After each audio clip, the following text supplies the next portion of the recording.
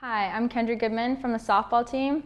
You're watching Clan TV, home of Canada's NCAA team. Hi, I'm Alex Balick from softball. I compete for Canada's NCAA team. Watch me on Clan TV.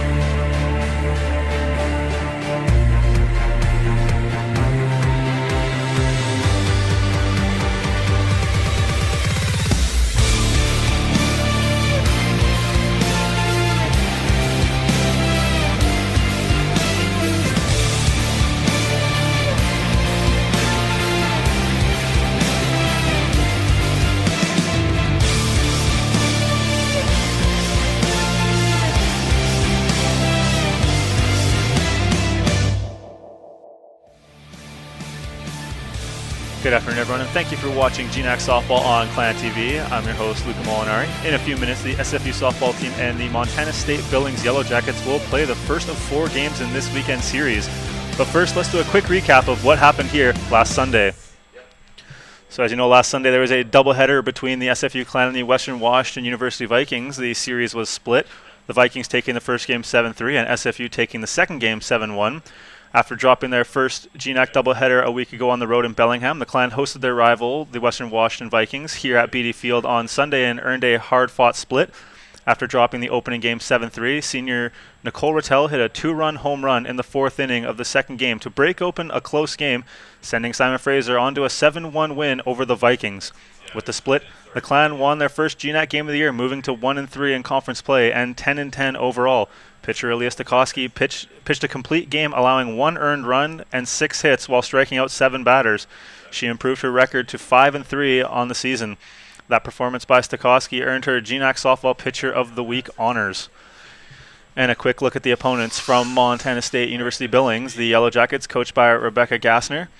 The Yellowjackets have yet to play a conference game this season, and the Yellowjackets' last game was on February 14th when they fell 4-1 to University of Hawaii at Hilo at the Dixie State Tournament.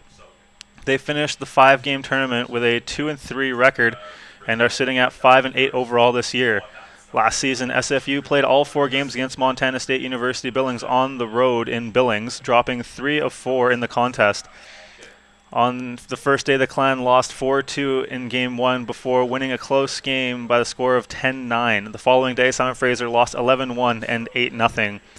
Montana State Billings has had quite a season last year, finishing 3rd in the league standings and surprisingly won the conference championship, winning all 3 games to claim their first GNAC tournament title and their first trip to the NCAA Division II tournament since 2012. This year, with a new interim head coach in Rebecca Gassner and the departure of all 3 of their first team all GNAC selections in 2015, the Yellowjackets were picked to finish 4th overall. And with that said, it's going to be an exciting game watching these 2 teams battle it out today and tomorrow here at Beedie Field. We'll see if the Clan are able to continue their strong offensive game and capitalize on the long break Montana State has had in their schedule to pick up a couple more conference wins.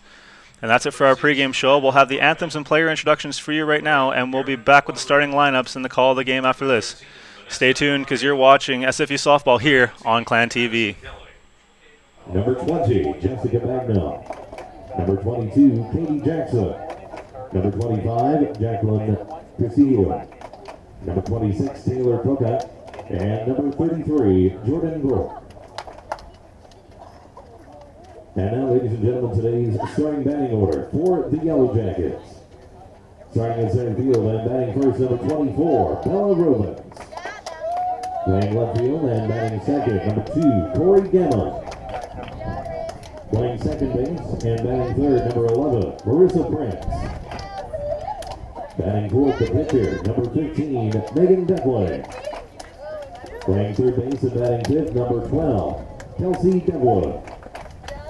Playing first base and batting sixth, number 16, Cameron Casanelli. Playing shortstop and batting seventh, number 17, Caitlin Stringard. The catcher and batting eighth, number 10, Haley Rowe. And batting ninth for right fielder, number 1, Heather Tracy. The coaching staff for the Montana State University Billings Yellowjackets, head coach Rebecca Gasner, with assistant coaches Katie Mitchell and Madison Timoteo. And now, ladies and gentlemen, today's non-starters for SFU. From Langley, BC, number 5, Kendra Goodman. From Whitby, Ontario, number 11, Robin Mogadero. From New Westminster, number 12, Megan Malkovich. From Langley, number 14, Tori Belton.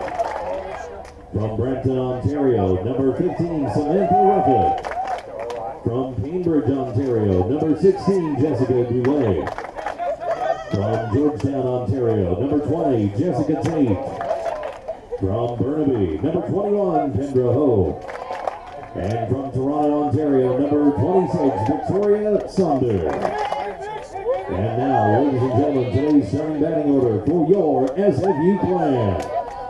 Leading off, a sophomore from Langley, the center fielder, number 18, Taylor Gillis. Batting second and playing third base, the senior from Delta BC, number 8, Stephanie Carroll. Batting third, the designated player, sophomore from Abbotsford, number 7, Taylor Lunderwood. Batting fourth and playing first base, the senior from Langley, number 33, Nicole Rattel. Batting fifth from Surrey, the senior number and right fielder, number 13, Rachel Proctor. Batting sixth and playing left field, the senior from Regina, Saskatchewan, number 9, the left fielder, Alex Baylor. Batting seventh and playing shortstop, a freshman from Mercier, Quebec, number 25, Haley Geary. Batting eighth, the sophomore from Abbotsford, the catcher, number 4, Catherine Murnahan. Batting ninth and playing second base, the senior from Delta, number 17, Marina D'Angelis. For the pop pitcher, number 29, a sophomore from Port Coquitlam, Aaliyah Stahovsky. Ladies and gentlemen, your planner coached by head coach Mike Rennie, who was assisted by Brian Sass, Tyler Lorenz, graduate assistant Caitlin Cameron. The team's athletic therapist is Rohit Skalker, and the student trainers Jake Coy and Brian Weber. Fans, your officials for today's contest. First base umpire Ryan Liberto, third base umpire Dan Young, and calling the balls and strikes behind home plate, Mr. Scott McLaren. And now, ladies and gentlemen, we do ask that you please rise and please remove all caps for the playing of the American and Canadian national anthems.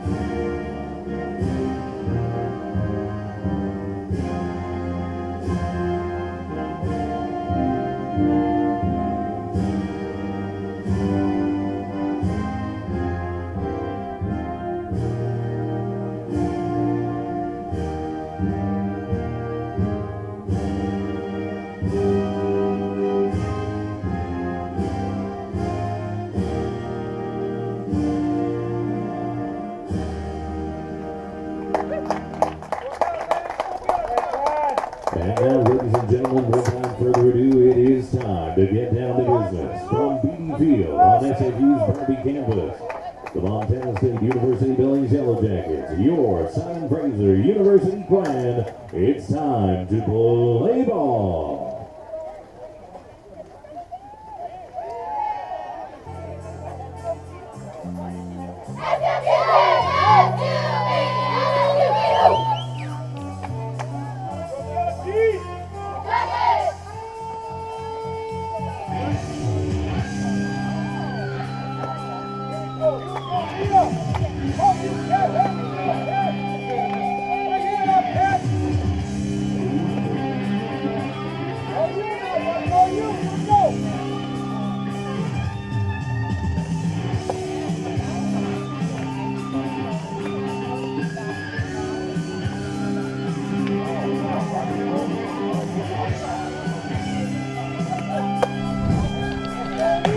Hello everyone and welcome back here at Beedie Field on beautiful Bernay Mountain.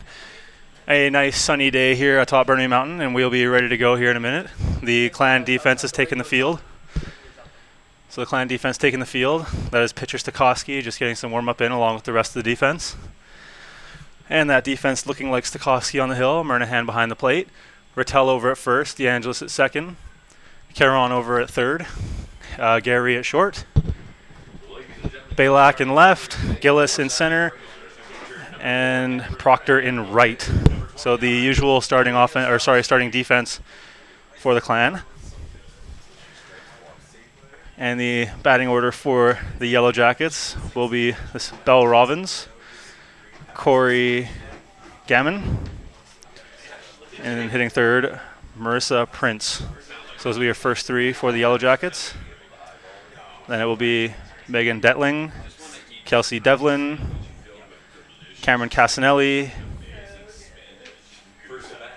followed by Catherine Stringeri,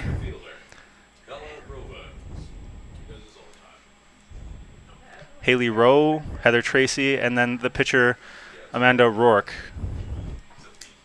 So leading it off for the Yellowjackets here on the top of the first will be the center fielder, Belle Rovens. So again, it is Stokowski on the hill for the Clan.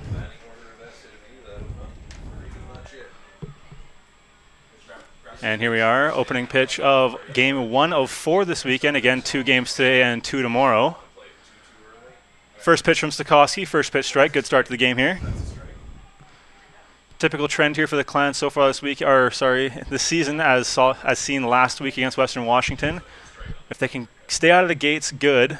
So if they can keep the opposing team off the board and get a good first inning going, they'll be in good shape. As that ball comes outside for ball 1. Again, the last weekend's doubleheader against the Vikings.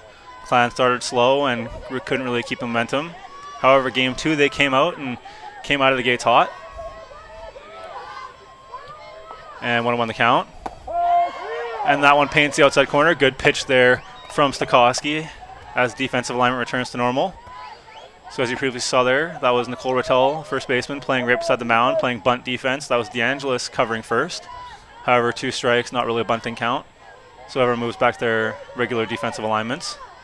And the 1-2 delivery from Stokowski as that one comes in. Hacked foul by Rovens.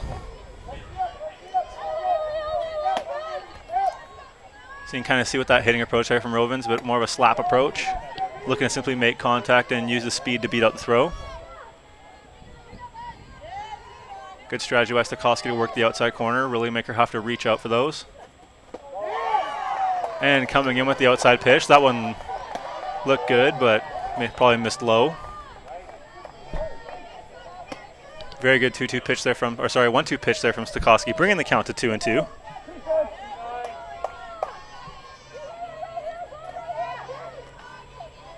Two balls, 2 strikes. And that one is swung on and hit foul.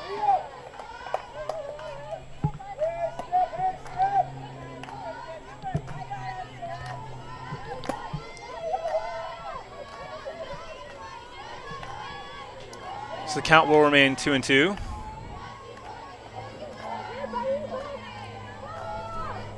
And the 2-2 delivery now from Stokowski. And that one will paint the outside corner as Rovens goes down looking. So a good start here from Stokowski, getting the lead woman here with a strikeout. The next at bat for the Yellowjackets, number 2. Good for the morale of the team to strike out the first batter. Sets a tone early on in favor of Stokowski. And there you can see just a great spot. Fastball in the outside corner, catches her looking. So good start to this game, good pitch sequence from Stokowski.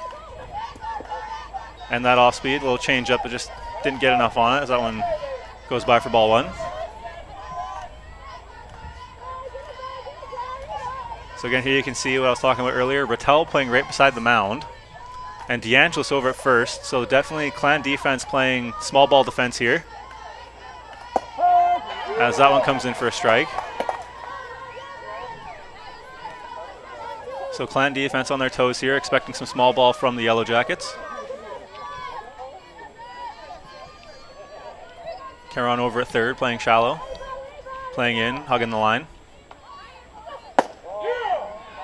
And just missing outside. Good job by catcher Murnahan to try and frame the pitch. Keeping that glove nice and still, trying to make it look favorable to the umpire. However, the count will still be 2 balls and 1 strike. So 2 balls, 1 strike the count now. Stokowski working against Gammon. Gammon fouls that one off, which will bring the count to 2-2. So you can see again, everyone returning to their normal positions. 2 strikes, not a favorable bunting count, because if you foul it on a bunt with 2 strikes, it does count as a strike 3, not a typical foul ball. And the 2-2 delivery from Stokowski. And Stokowski with the changeup, that one will slice foul. So a good pitch there from Stokowski, trying to go with the off speed on the outside. And then you can see what happens.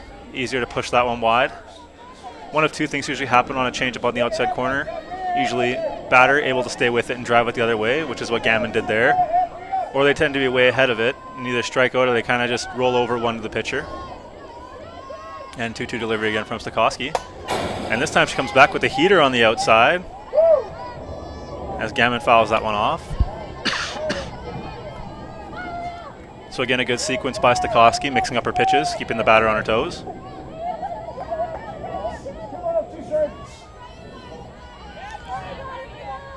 So 2-2 delivery from Stokowski. And again, trying to work that outside corner. Always want to work the corners either inside or out. Dangerous things happen when you leave the ball right over the middle of the plate. If pitchers leave the ball in the middle of the plate, they tend to be turning around quite frequently, watching the balls go by. So count still remains 2-2. And the 2-2 delivery from Stokowski. And tries to get her swinging up and in. Fouled off by Gammon. Gammon having a very quality at-bat here, fouling off a lot of pitches.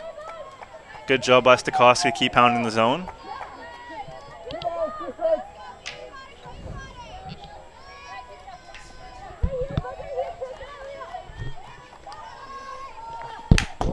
And the 2-2 pitch, just a little low and away.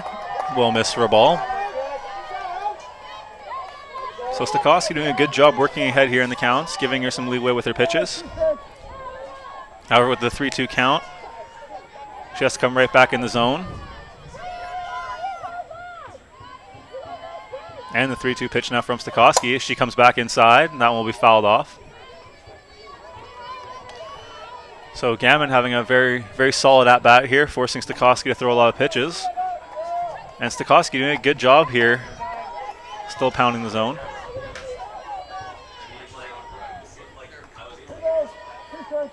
And 3-2 count, one away here in the top of the first inning. Beautiful Beedie Field on a nice day on the Burnaby campus of Santa Fraser University. And that ball fouled off by Gammon.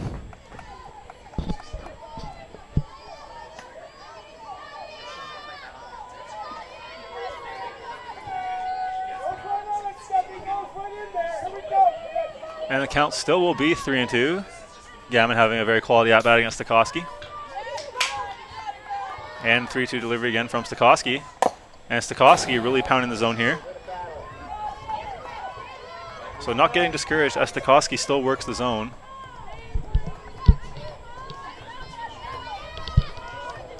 So 3 balls, 2 strikes. Still the count here on Gammon. Leadoff pitcher doing, two-spot hitter for the Yellowjackets doing a very good job forcing a lot of pitches. And scooped up by Cameron over to first. To the good put out. So after a hard-fought at-bat, Gammon goes down with a grounder to third. Great play there from Caron. Makes the play look very routine.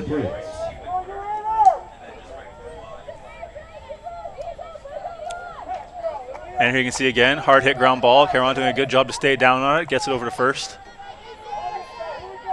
There's a reason third base is usually called the hot corner. And the new batter is the second baseman for the Yellowjackets, Marissa Prince.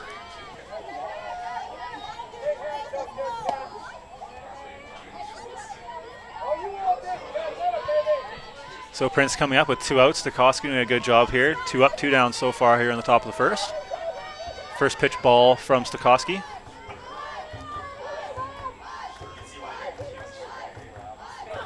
And Stokowski, a good shot there down low. Equally good shot there from Prince, who fouls that one just a little behind it. Making very quality contact just behind the ball.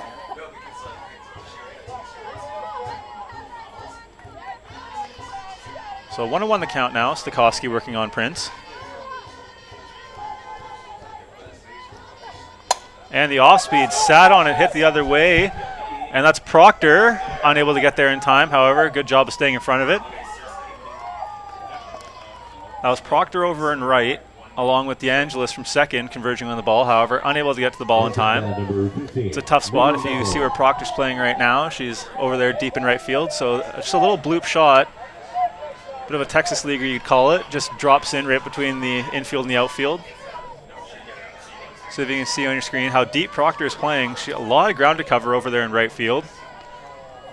A very quality effort, just coming up a little shy. However, they do a good job holding Prince to a single. And that will bring up the cleanup hitter, number 15, the designated player, Megan Detling. So Detling coming up with 1 on and 2 out.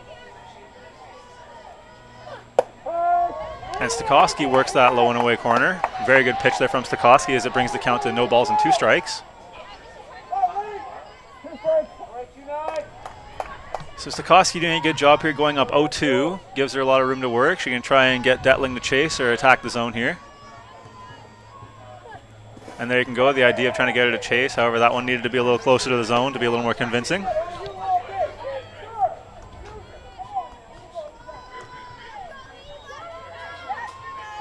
So again, you can see the strategy there. Go up in the count, try to work the zone here. It was up and or low and away. This one potentially up and in. And again, the low and away spot, swing and a miss, strike 3 from Stokowski. So after the first inning, 1 hit given up by the Clan, 2 strikeouts from Stokowski.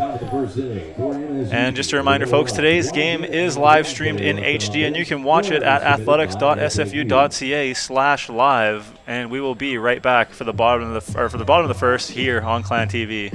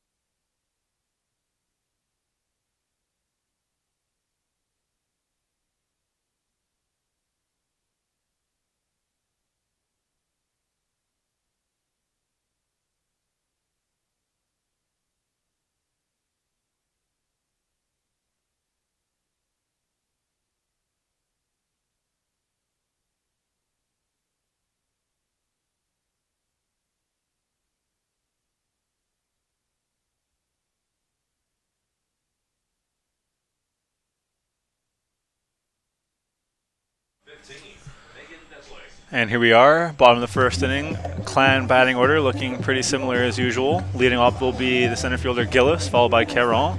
Lendrigan in the 3 spot, Rattel in the 4 spot, followed by Proctor and then Balek. In the 7 spot will be Gary, followed by Murnahan, and then DeAngelis in the 9 spot. So a very solid order, used here for the Clan. Defensively for the Yellow Jackets. On the mound is pitcher Amanda Rourke. Catching is Rowe. Castanelli at first. Prince at second. Devlin at third. Stringery at short. And the outfield, Gammon, who had the very quality at-bat in the first in left. Rovins in center, who struck out looking. And in right is Tracy. So the Clan having a good start defensively this game. Stokowski getting 2 strikeouts and a ground out. So a very quality defensive start for the Clan. Let's see if here in the top or bottom of the first they can get some offense going. Gillis typically a source of offense here. Why she bats in the leadoff spot. So first pitch from Rourke to Gillis. And Gillis tries to take that one the other way. However, it will be fouled out. So the high heat first pitch from Rourke. 0-1 the count on Gillis. So Gillis batting leadoff, coming out swinging. And this will be the second pitch from Rourke. As Rourke tries to come back with some off speed. So she came in first pitch fastball, second pitch changeup. Mixing up the speed here. So 1-1 the count. Gillis working against Rourke. Gillis, the center fielder with good speed. Why she's the leadoff hitter. So good hitter for average and good wheels on the base paths. So if she can get on base, it's good for anyone else behind her. Move her over pretty easily. As she fouls that last one off, which will bring the count to 1-2. Gillis also in the position of leadoff hitter. Her job is to force the pitcher to throw a lot of pitches so everyone else behind can, see what Rourke is working with. As Rourke pushes that one outside, 2-2 the count now on Gillis. So again, Rourke gets ahead in the count, tries to work outside, get Gillis chasing. Good job by Gillis to either foul it off or leave it. And that one catches the outside corner for strike 3. Gillis goes down looking. Good change up there from Rourke, who painting the outside corner. And this will bring up the third baseman, number 8, Stephanie Caron.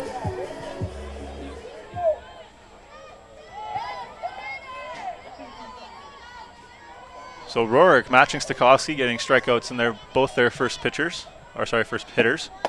And that one just a little inside on Caron. Pulls the elbow away from that one. Definitely not a fun spot to get hit. So 1 ball and no strikes for Caron.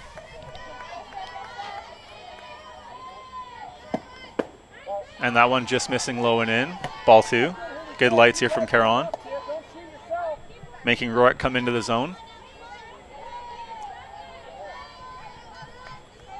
2-0 the count here on Caron. Rourke with 1 strikeout so far.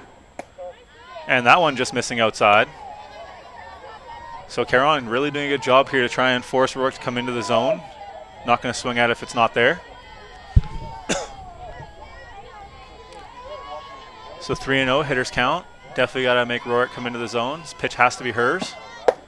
And that one just a little too high. Had some late breaking movement on at the end. But either way, in 4 straight pitches, Caron goes to first.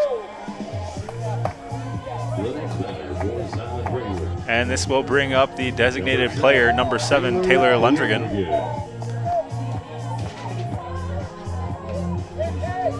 So Lundrigan with 1 out and 1 on. Runner on first is Caron, who just walked.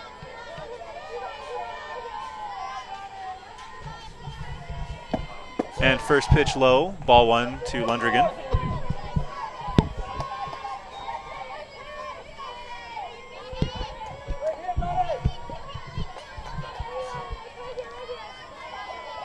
So again, Clan hitters doing a good job of making Rourke come into the zone. 5 straight balls from Rourke. Make that 6 as she pulls that one inside for ball 2.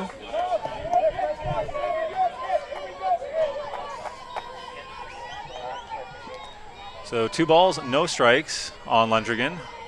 1 out as Gillis went down swinging. And Cameron is at first after a walk. And Lundrigan tries to turn on that one.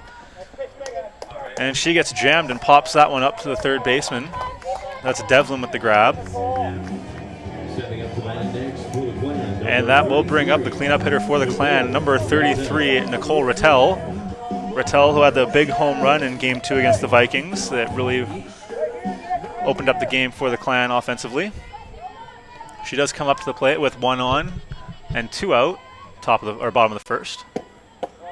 And that one a little outside. Ball 1. Rattel, a very selective hitter, will make pitchers come into the zone, which will work well against Rourke.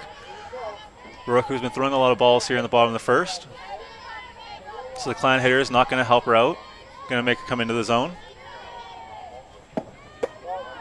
And again, ball inside. As Rattel watches that one go by for ball 2.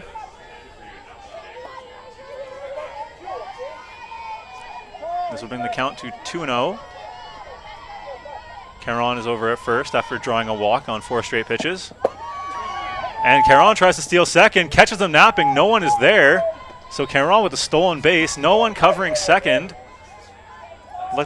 Looked like the Clan might have had a hit and run going as Rattel was coming out swinging either way. And there you can see the catcher not even coming up throwing. And even as the ball comes, there's no one at second as Caron easily steals second. Good heads-up base running, catching the defense napping from Caron. However, the swing and a miss will bring the count to 2-1. And the 2-1 delivery from Rourke. And that one missing inside. And there you can see the second baseman for the Yellowjackets, Prince, covering second. So defense definitely a little more awake now after the stolen bag from Caron. 3-1 to Rattel.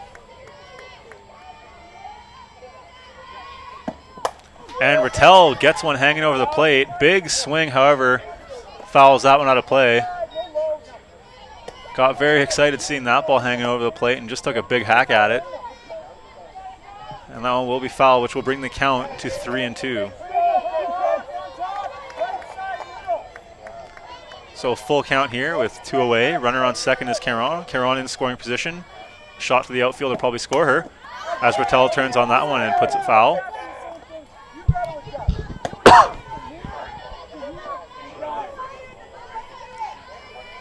So count still 3-2. Rattel doing a good job fouling that one off. Having a chance here to try and get her pitch. Either way with 2 strikes, can't get picky. It's in the zone, you got to take a swing at it. And the 3-2 delivery and fouled off again. So Rattel here doing a good job fighting off pitches. Count still 3-2. Caron over at second. Good speed on the base pass. Got to second by stealing it. Big gap there in right center. Hopefully Rattel can utilize that space as she sits back on the changeup. Does enough to make contact. So there you can see the variation of speeds. Rattel sitting fastball. Gets that changeup. Just gets enough to stay back on it long enough to pull it foul, but still doing a good job to make contact. Good changeup there from Rourke. Almost gets Rattel, but Rattel doing a good job staying back on that back leg. Didn't quite put it in play, but still a very quality pitch and a good hit there from Rattel. After fouling off 3, the count is still 3-2. And Rattel turning on that one as well, again pulling that one foul. So Rattel doing a good job. Seeing the ball well, that's for sure. She is making contact.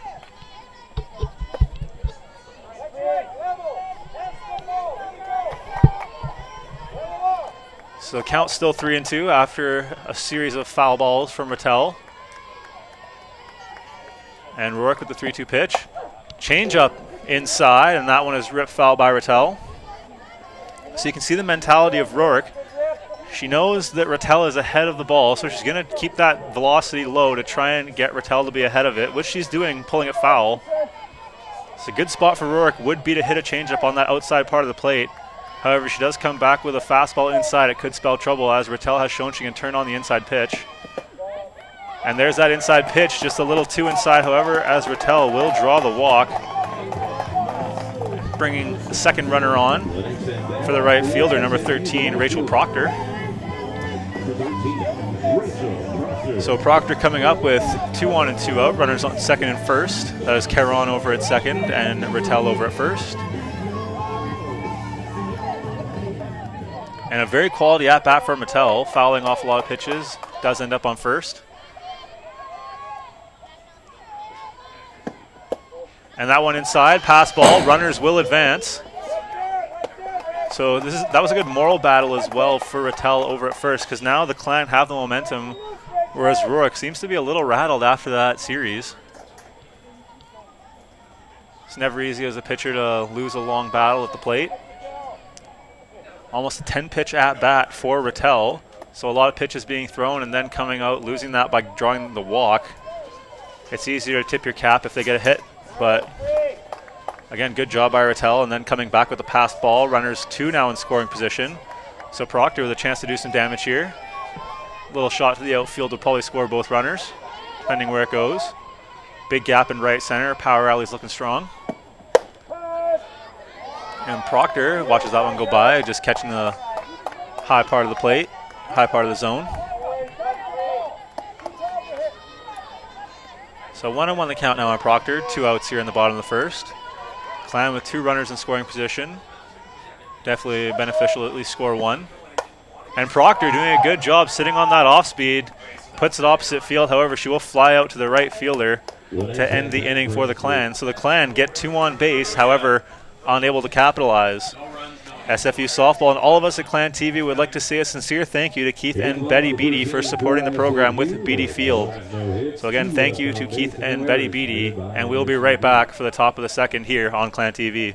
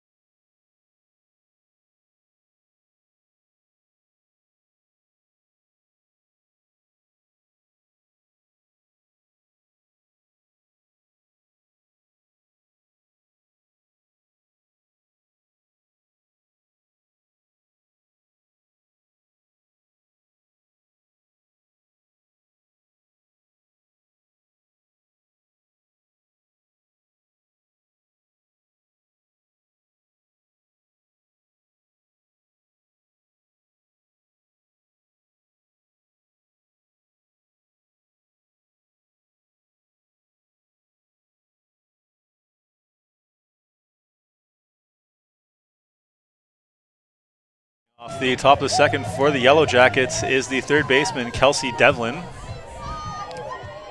Devlin, who caught the pop-up from Lundgren in the bottom of the first. So Stokowski coming off a 2-strikeout first, looking to keep that momentum rolling here in the top of the second.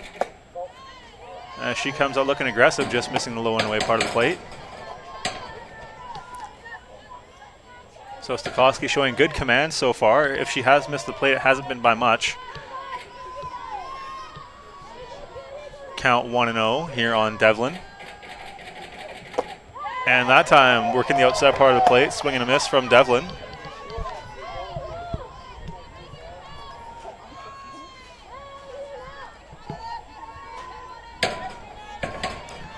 One-on-one count from on Devlin. Stokowski, the delivery. And that one just not enough on it.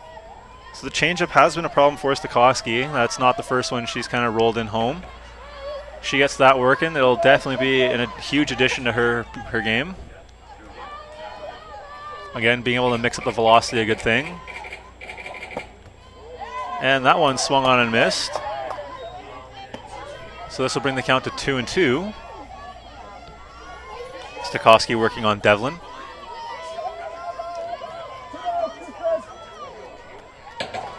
So 2 balls, 2 strikes. Stokowski working on Devlin. And the 2-2 delivery. And that one comes in, just missing either low or away. It was a good-looking pitch, however, just missing the zone. So a full count. Stokowski working against Devlin.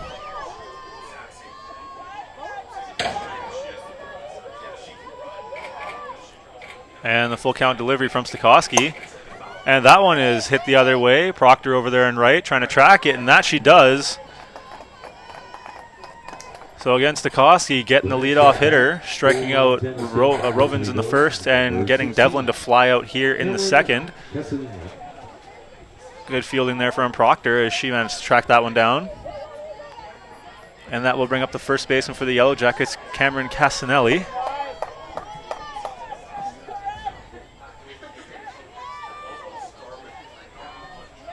So 1 away here in the top of the second. And the first pitch to Casanelli. A little jamming inside. So the reason why the fastball inside is a good pitch if you can get it going. It's hard to get the hands to the ball inside without getting jammed, as you can see right there, as Casanelli is jammed. And that ball's fouled off. However, inside fastball is dangerous if you have a hitter that can turn on it. But however, if behind, it's going to hurt the hands. And there again, you can see Stokowski rolling that one in. So a reoccurring problem for Stokowski, if she does figure it out though, she's in fine shape, is she is looking good already so far, retiring all but 1 hitter so far. And the 1-1 delivery now from Stokowski. And just missing low. 2-1 the count on Casanelli.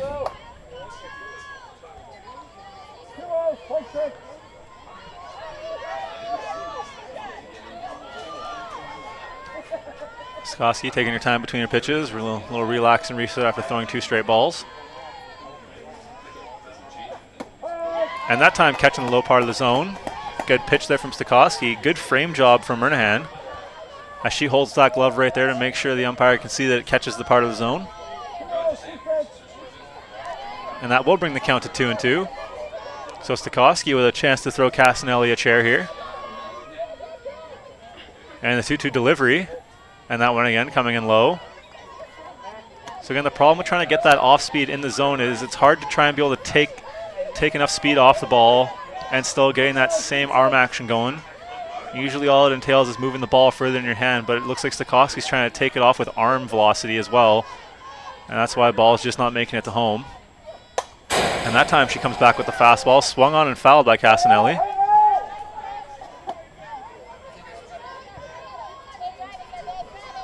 So full count, 3 balls, 2 strikes, 1 away here in the top of the second.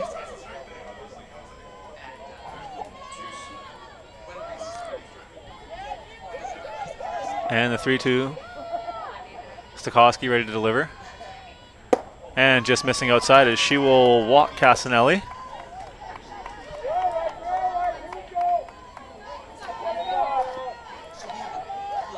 So 1 on, 1 out here in top 2. And this will bring up the shortstop, Caitlin Stringery.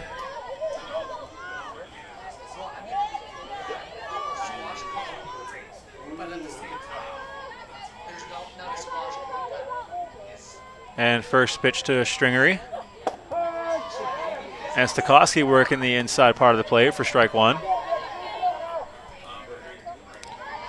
So a good job getting ahead of the count here by Stokowski after giving up a walk.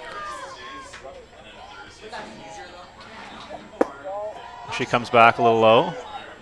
Murnahan awake behind the plate, looking to potentially backdoor Casanelli over at first.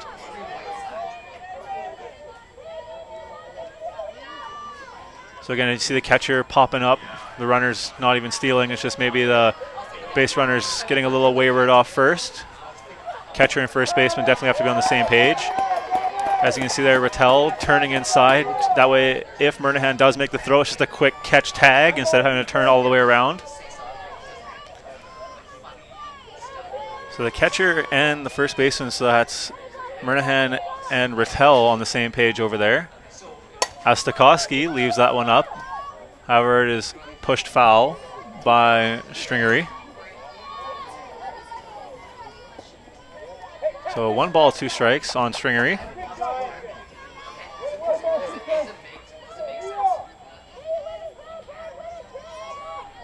So 1 ball, 2 strikes. Runner on first with 1 out. And swing and a miss, strike 3. Stokowski claims another one. That's 3 strikeouts on the day for her.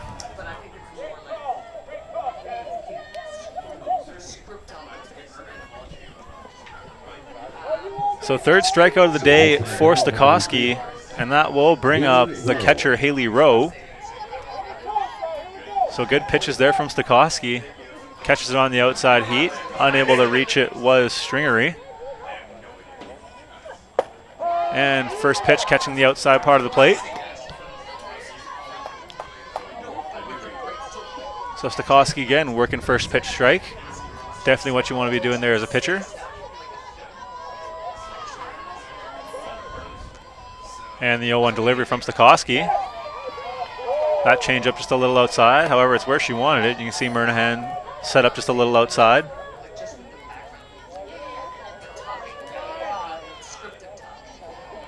So 1-1 the count. Stokowski working against Rowe. And that one catching the outside part of the plate. However, Rowe getting a piece of that one, driving it foul.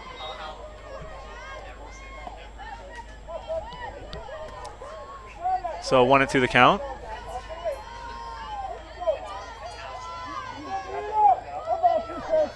So 1 on, 2 out, top of the second. 1-2 count. Stokowski working on Rowe. And that one low and away, fouled on by Rowe.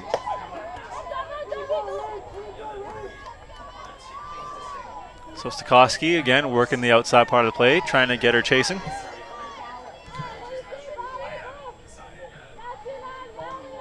One and 2 the count. Delivery. And swing and a miss, strike 3. Stokowski claims another one as she works that low and away part of the plate, and we will be right back here on Clan TV for the top or for the bottom of the second.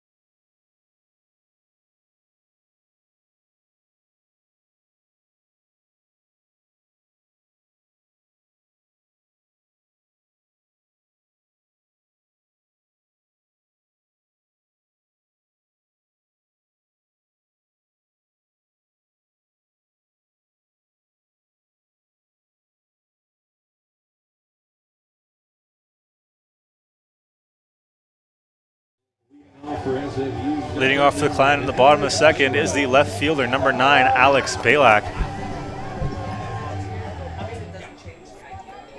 So the Clan had 2 on. They were threatening in the bottom of the first. They had runners on second and third, however, unable to get any offense going. So Balak with a chance here in the bottom of the second to get something going for the Clan. As she comes out aggressive, swing and fouled.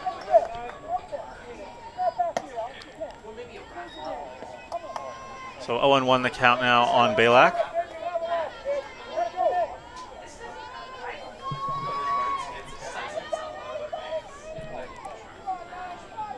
And the 0-1 delivery to Balak as Balak watches that one go by.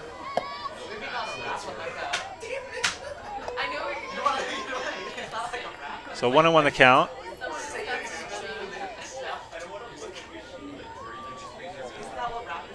And the 1-1 delivery. As Balak watches strike 2 go by, that one just catching the inside part of the plate.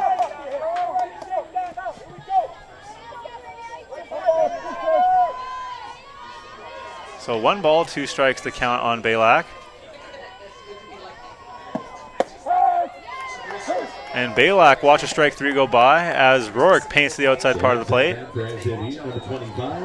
So Rourke trying to keep up with Stokowski with her second strikeout of the day, and that will bring up the shortstop, number 25, Haley Gary.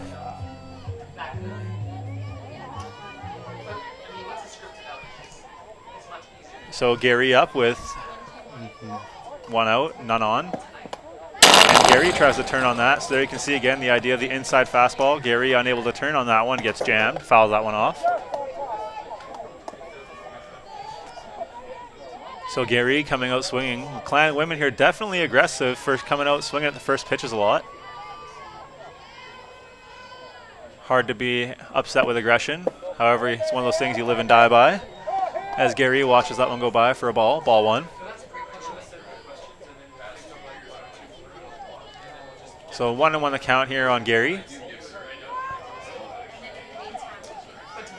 And the 1-1 delivery from Rourke as Gary swinging a miss for strike 2.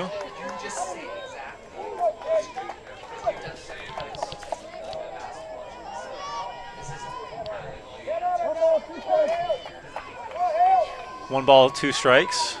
Rourke seeming to settle in here in the bottom of the second a bit.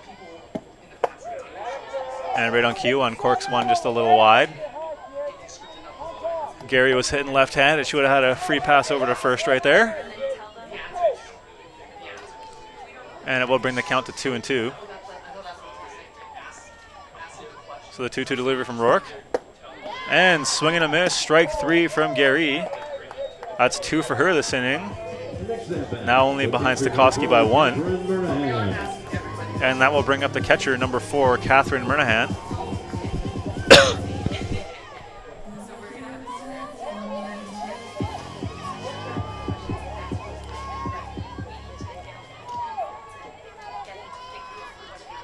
So Murnahan up to the plate following 2 consecutive strikeouts from Rourke as Rourke pushes that one high for ball 1.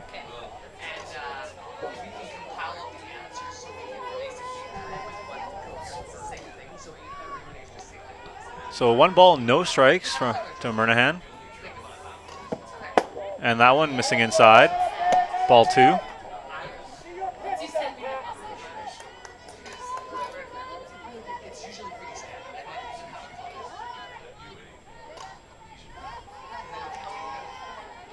So 2 balls, no strikes. And that one inside. And again, they can see the inside ball. Jams Murnahan. So no hits, no runs from the Clan here in the bottom of the second, and we'll be right back for the top of the third. So stay tuned here on Clan TV.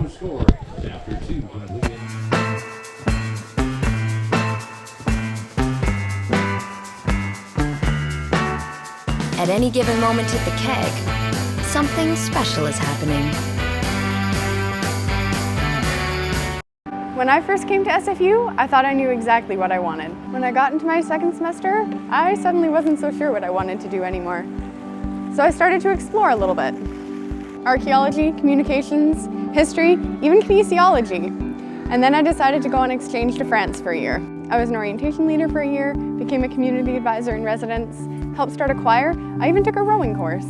After SFU, I have lots of possibilities of what I could do, but whatever I do, I know I'll be ready for it.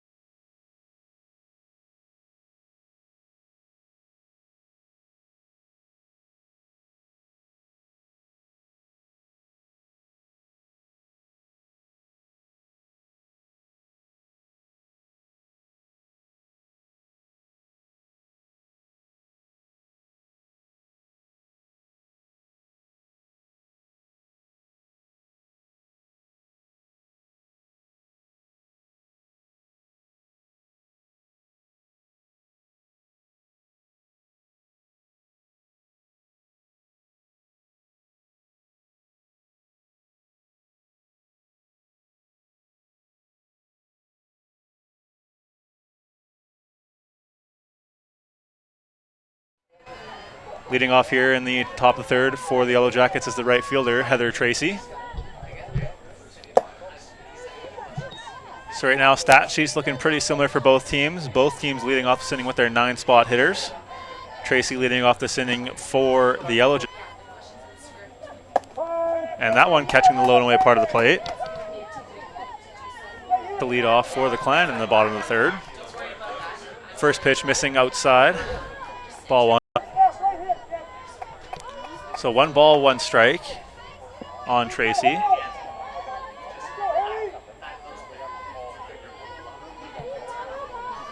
So 1-1 count. And that one drilled up the middle. Good play by Gary as she makes a good play to show off her range over at short. Getting the runner over at first, so a good defensive play there from Gary. For MSUB, number 24, Bella Rover. Over there at short.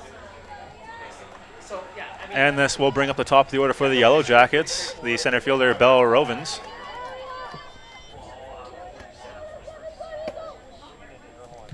So 25, Haley Gary showing off. And that one hit over, and a good snag there by Caron, showing her defensive prowess as she throws her out at first. And some quick action there as that ball is ripped over to Caron. She flashes the leather and makes the easy throw over to first. So the Clan showing off their defensive abilities here in the third. In previous inning, it has been Stokowski doing a lot of the work herself, striking out the batters. However, the defense playing a good part here in the top of the third. And this brings up Gammon. Gammon, who had the very long at-bat in the first inning. So Gammon has definitely seen what Stokowski is working with. But Stokowski, good morale here in the top of the third as she knows her infield is playing well behind her. So a little more freedom with the pitching, knowing that her defense is playing a solid brand behind her.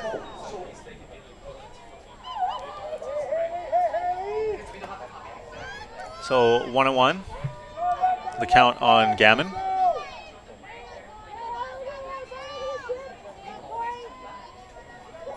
So 1 ball, 1 strike on Gammon. And the 1-1 delivery from Stokowski, and Gammon goes to lay down the bunt. So there you can see why the infield playing where they are. So as you can see on your screen right now, Rattel right beside the mound. You can't see it right there, but DeAngelis is pretty much playing first. Cameron playing shallow, but you can see right there, Clan definitely playing bunt. So 2 balls, 1 strike. As that one comes back and catches the inside part of the plate, bringing the count to 2-2. So Deuce is wild here in the top of the third. 2 balls, 2 strikes, and 2 out as Rattel moves back to a regular position. So Deuce is wild. Stokowski working on Gammon. And that one is swung on and ripped foul by Gammon.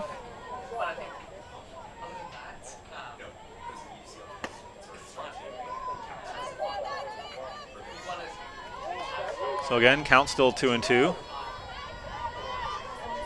The highlights of this inning so far have been defense. Gary showing her range, and Caron showing her resiliency over at third, catching the quick ball. And that one, Stokowski missing up and in. And that will bring the count full.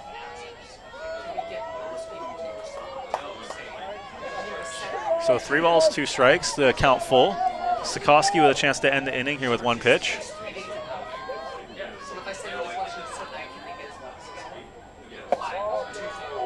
And that one just missing low, and it will be a walk. So Gammon drawing the walk. And this will bring up the second baseman, Marissa Prince. Prince with the 1 hit of the game so far with that Texas Leaguer over into right, just out of the reach of Proctor.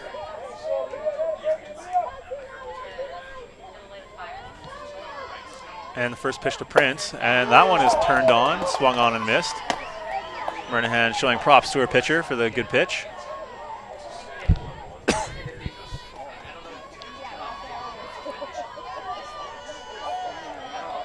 So 0-1. And the 0-1 delivery from Stokowski. And Murnahan doing a good job of keeping that one in front. So just to look at the catchers in the first inning, it was Rowe who let that ball go by, which advanced 2 runners. And there you can see Murnahan keeping that one in front, keeping the runner on first. So good job there for Murnahan. And swung on and missed for strike 2. So you can see that high pitch causing problems.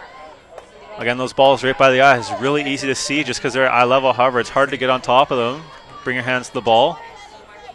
Very easy to swing and miss or just hit really ugly balls on those ones right at the eyes. So a good pitch there from Stokowski as she's now working ahead, 1 and 2. And there you can see trying to work that outside part of the plate, get her chasing. So a good pitch from Stokowski, just good piece of hitting there from Prince to foul it off.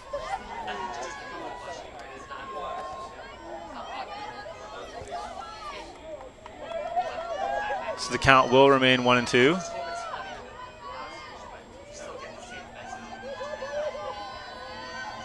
And the 1-2 delivery from Stokowski. And that one sat on and hit. DeAngelis calls it off, and she makes the grab. So after the top of the third, no hits and no runs. Clan defense looking very strong, and we'll be right back for the bottom of the third here on Clan TV.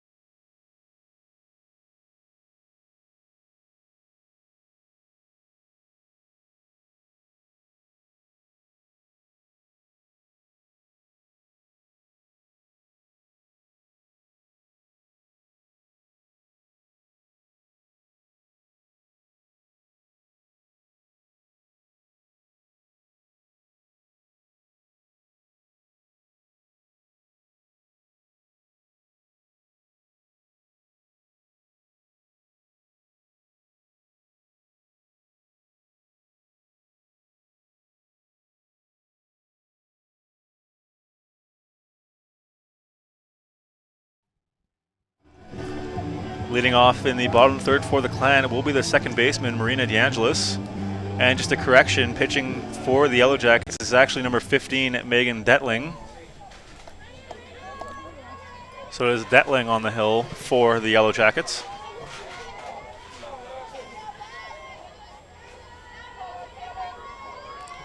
So DeAngelis leading off here in the third for the Clan as Detling catches the low part of the plate for strike 1.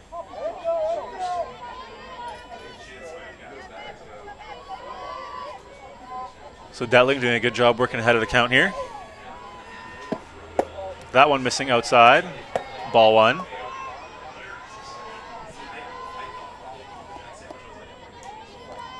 So 1 ball, 1 strike on DeAngelis.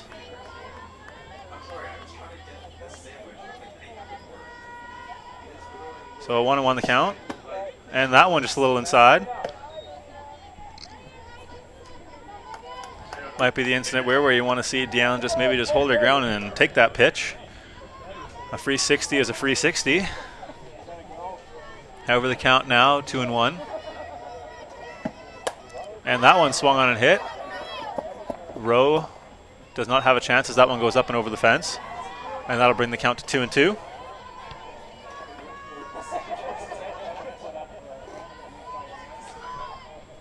So 2-2 count.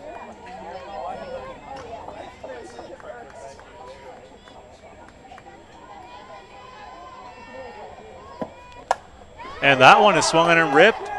However, a line drive right into left, so a good piece of hitting from DeAngelis. However, she puts that one right towards the center or left fielder. And that will bring up the top of the order, the center fielder, Taylor Gillis. Gillis struck out looking her first at bat. So a very defensive game so far today. Only 1 hit up on the board.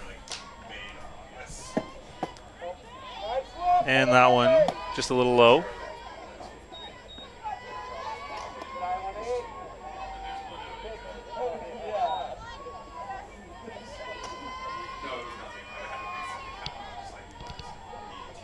So 1 ball, no strikes for Gillis. As that one, good pitch there from Detling as she catches the low and away part of the plate. Bringing the count to 1-1.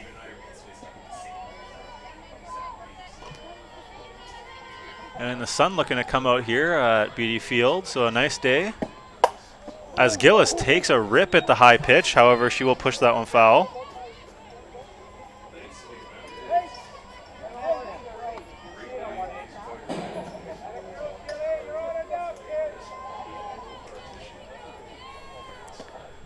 So that will bring the count to 1-2. Gillis looking to avoid striking out again this inning. Made good contact on that last hit. Now it's just a matter of putting it in play. As she watches that ball go outside.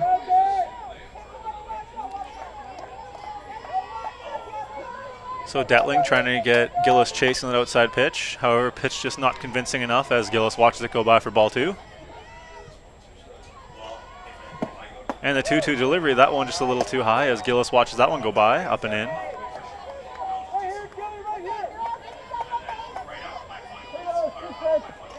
So full count here for Gillis. Looking to get something in play here. Big gap up the middle, be a nice place to work. Or draw the walk, because that works too. So Gillis will get on base with 1 away here in the bottom of the 3rd. And this will bring up the 3rd baseman, Stephanie Caron. Caron drew a walker first at bat back in the 1st inning. So she definitely has seen a Detling.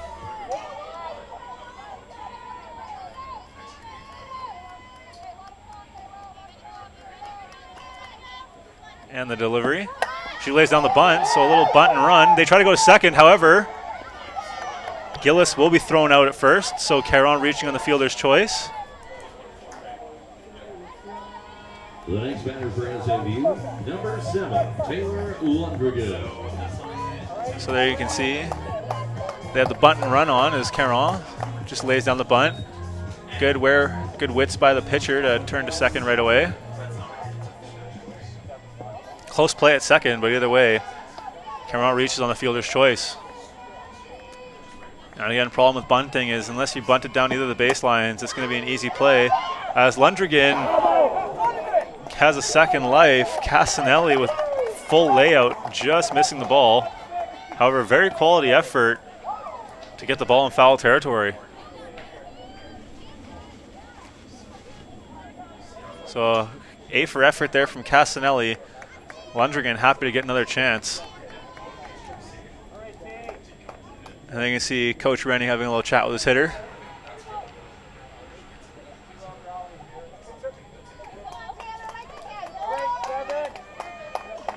Lundgren changing bats. I'm not exactly sure what the subtleties are between the bats here for the Clan.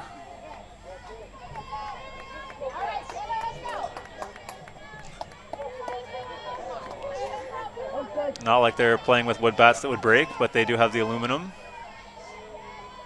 So after a bat change, Lundgren working on the 0-1 count and watches that one go by for ball 1.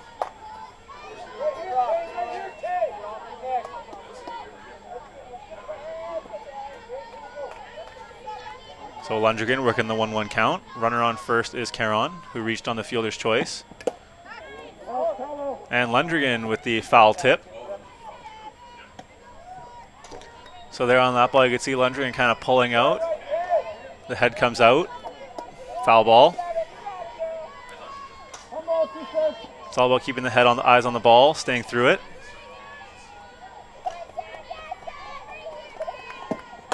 And you see that again, that front shoulder.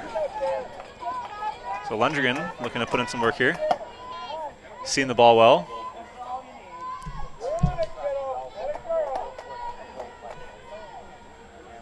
So Lundgren still working the 1-2 count.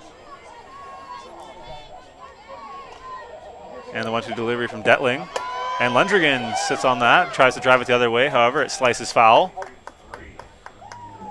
Sorry, it's caught. So after 3, the Clan still off the board. No hits and no runs. And speaking of switching bats earlier, Easton is the proud sponsor of SFU Clan Softball, providing players with bats and apparel. As well, we'd like to thank Worth for providing the official game balls for the NCAA softball. So thank you to Easton and Worth. And we'll be right back after a short break for the top of the 4th inning here on Clan TV.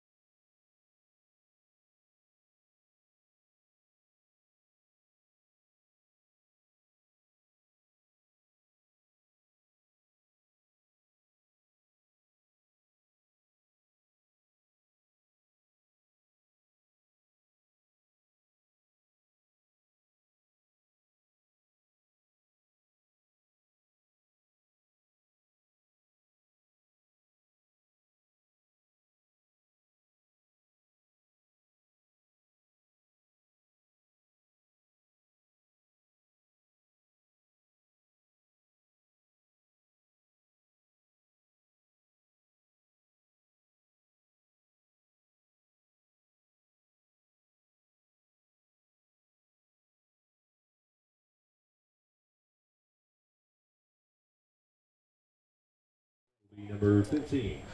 And leading off here in the top of the 4th for the Yellowjackets is the pitcher, Megan Detling. So Detling struck out her first at-bat. Pitchers and catchers always think they have the advantage at when they're hitting, just because they're used to knowing what the pitches look like. However, Detling with a strikeout her first at-bat, looking to make amends here in the top of the 4th. And Stokowski looking to keep up her streak. She has 4 strikeouts so far. 2 in the first, 2 in the second. However, none in the third. As she gets off to a good start. First pitch strike on Detling. And that one a little outside.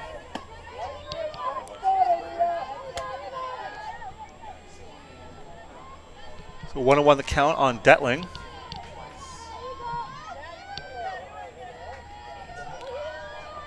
One ball, 1 strike. Stokowski, a little pitcher-on-pitcher action here. As that one paints the upper part of the zone for strike 2.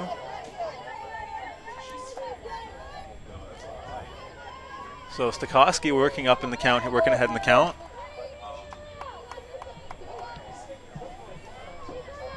So 1 ball, 2 strikes, the delivery from Stokowski as Murnahan sets up outside. The changeup, flared. DeAngelis chases that one into shallow center for the out. So good range there from the second baseman, DeAngelis, as she goes in the shallow center for that one. The next at bat will be number 12, Kelsey Devwood. And you can see the little flare.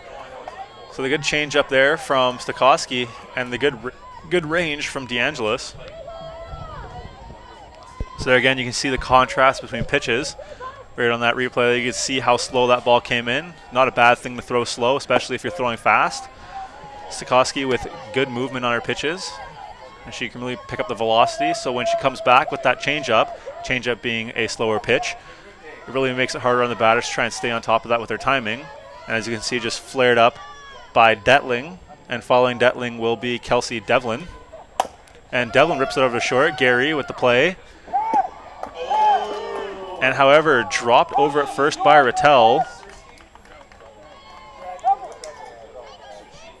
So a good play from Gary. However, throw wasn't quite on point. However, as the first baseman, Rattel has to come down with that one. And there you can see, just comes out of the glove. And there's another look at that. See the good play there? And Rattel not being pulled off the bag. And not a short hop or a long hop or even a mid hop, just drops the ball. So that will bring up Casanelli, and Casanelli rips that one into the gap, and that will send Goodman to the fence. Goodman does a good job of keeping that one in front.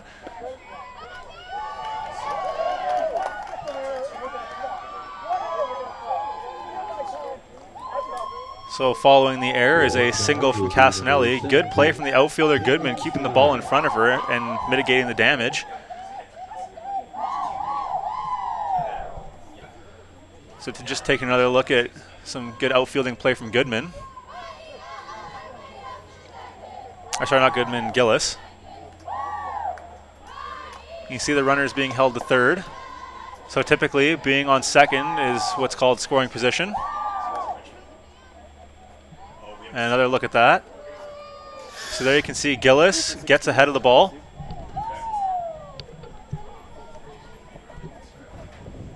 So a good job there. As you can see, Gillis doing a good job of cutting off the ball as soon as that ball gets behind her. Easier for a run to score. So good job mitigating the damage.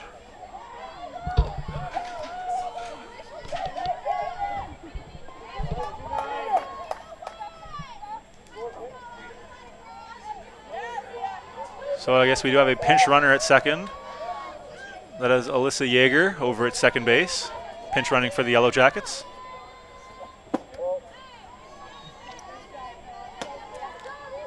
So that was the third baseman, Casanelli.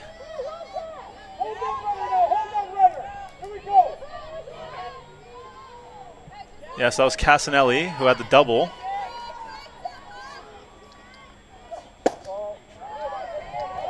Subbed out in favor of Alyssa Yeager.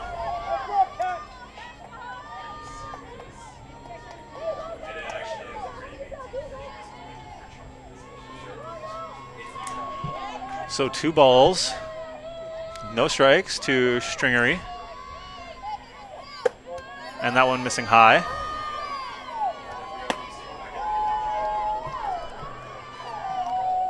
So 3 balls, no strikes to count.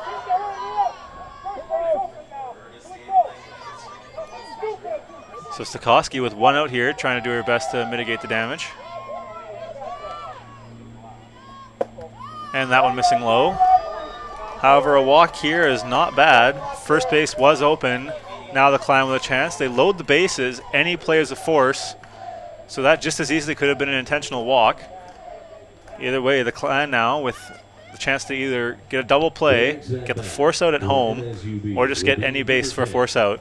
So all they do here is just increase their options defensively. It will go down the score sheet as a walk. However, not the worst thing that could happen here for the Clan. And it will bring up the catcher, Haley Rowe, who did strike out her first at-bat back in the second inning. Especially here in the bottom of the lineup, loading the bases, not a bad idea for the Clan. Stokowski now just needs to keep the ball in the zone. A walk here would definitely be bad because you never want to give up a free run. Stokowski pitching a good game so far, only 2 hits through 3 1/3. And the 1-0 delivery from Stokowski. And that one is hit. Gary with the chance, does get the force out at home. So there you can see why the walk was not a bad thing. How if they did give up or if they didn't have the walk, that would not have been the force. So because it was a force play at home, the Clan able to get the lead runner home. And good heads up play there from Murnahan, did not throw to first. More bad than good could have happened trying to go for that double play. So again, loading that previous walk from Stokowski turns out to be a good thing as they do get the force out at home. Good play there from Gary, as it will bring up the 9 spot, Heather Tracy, as she takes first pitch strike. So now the Clan find themselves in an easier spot to get out of the inning. Any base will do.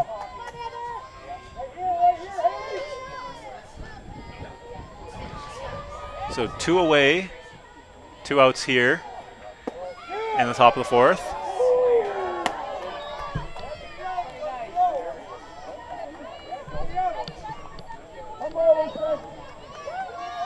So 1-1 the count. Clan find themselves in a good spot. Ground ball should end the inning. And there you go, Stokowski trying to get it. Gary with a chance. And a great play from the Clan. Gary showing off her defensive skills at short. So tipped by Stokowski, fielded by Gary, and the throw from the ground to get her at second.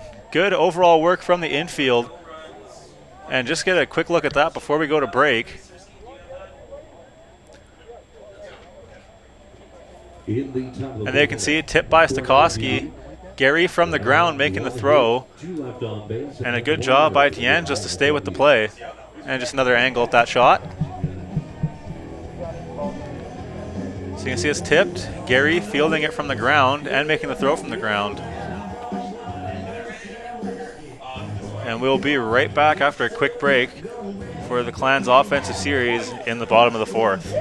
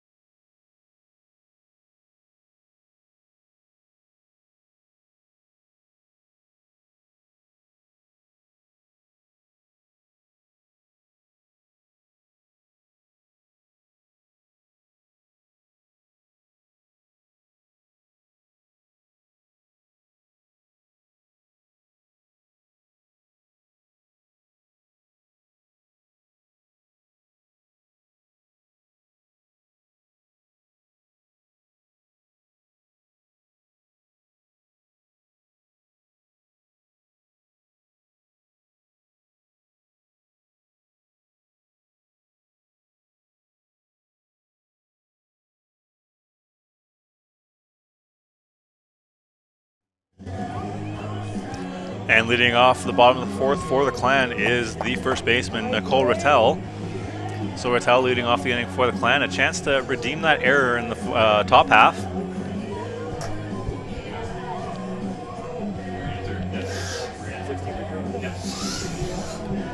And a quick change here for the Yellowjackets. Back in the game is number 16, Casanelli.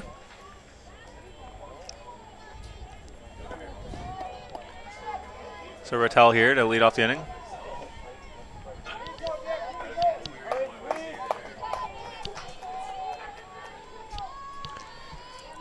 So just waiting from the pitch from Detling. And we're ready to go here in the bottom of the fourth. As Rattel takes first pitch strike. No harm, no foul. Shows she's patient at the plate. It's a tough pitch, that low and inside pitch. Really got to turn and stay low. It's a hard pitch to elevate, as well as a hard pitch to drive. Inside corner, got to be able to turn on that. And that one just a little up for ball one. Working the low part of the zone, definitely a benefit. Low pitches are definitely harder to elevate, so you get a lot more ground balls. Those pitches that tend to hang around the letters, so about chest height, those are the ones that pitchers or hitters can really not necessarily get under, but they can really drive through them, which is where you see a lot of home runs given up is belt to letters. Really hard to dig out a home run right at the knees. And Rattel knows a thing or two about home runs, having the 3-run bomb against Western Washington as she rips on that one. Sorry, the 2-run home run against Western Washington last week.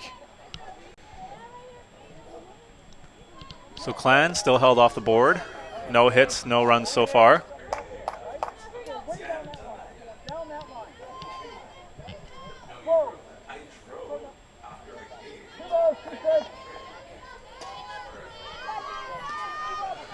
Two the count now on Rattel.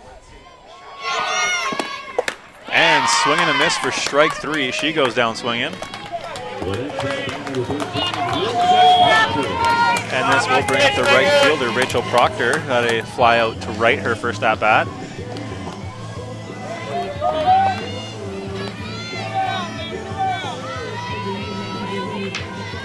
So Proctor working out of the 5 spot here. 5 spots, good hitters. And Proctor gets a piece of that one, however, just pulls it foul.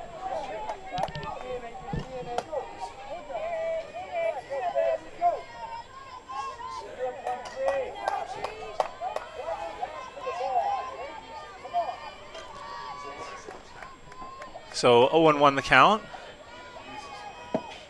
And Proctor looking like she was going to show bunt. However, it does come in low for a ball. Some lovely weather here at Burnaby Mountain. Rare this time of year, early March. A pleasant break from the usual rain. And 1-1 the count now on Proctor as Proctor goes to lay down a little bunt. However, she catches herself reaching. Dangerous play there from Proctor.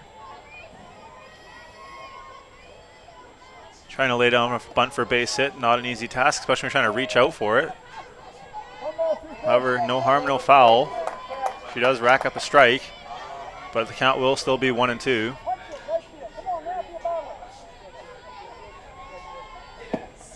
And Proctor gets a piece of that one, however, flared to third. And that's Devlin with the easy put out. And this will bring up the left fielder, number 9, Alex Balak.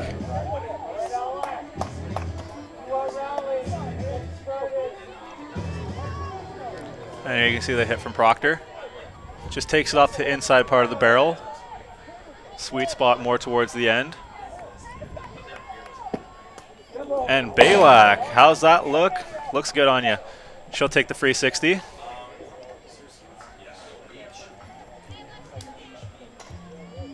So first pitch from Balak, just a little too inside as she wears that one. Not a fun spot to wear that, just right below the, looked like it hit her maybe in the ribs.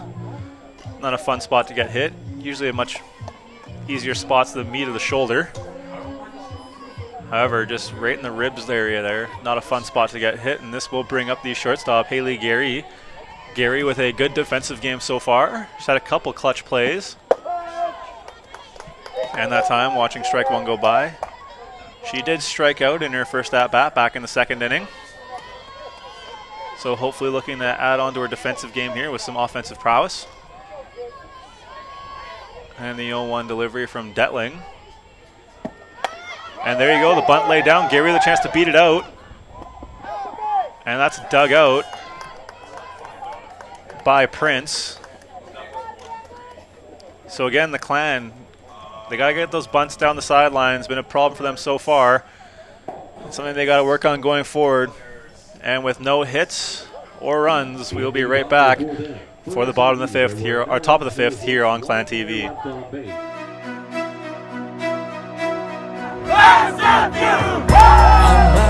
One team, 400 athletes strong. we sing not one, But 2 national anthems.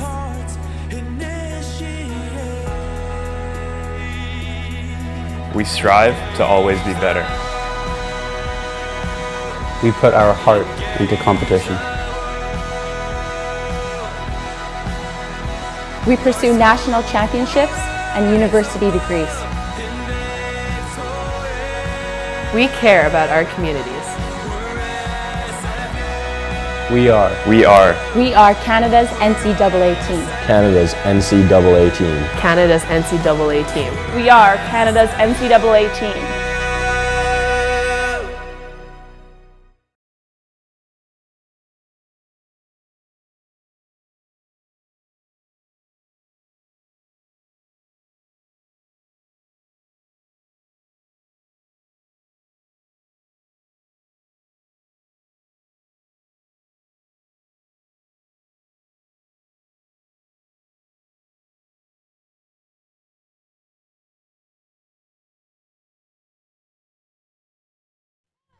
And leading off here in the top of the fifth for the Yellowjackets is the center fielder, number 24, Belle Rovens. So top of the order here for the Yellowjackets. Yellowjackets here, their third time through the lineup, and that one comes in for a strike. Clan still to make it through their second pass through the lineup, because it will be Murnahan and DeAngelis to lead off in the bottom half of the inning. So Stokowski again doing a good job working ahead. And that time gets the changeup to float right through the zone. So that was Rovens thinking fastball, and Stokowski coming back off speed.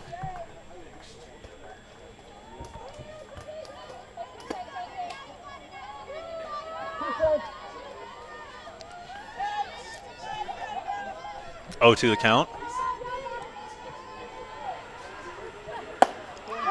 And foul tip, but caught by Murnahan for strike 3. As Stokowski gets another strikeout.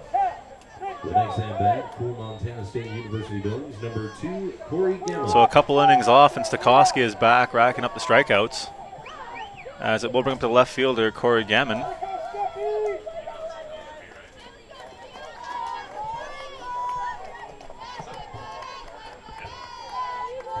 So 1 out, top of the 5th. And that one missing low for ball 1.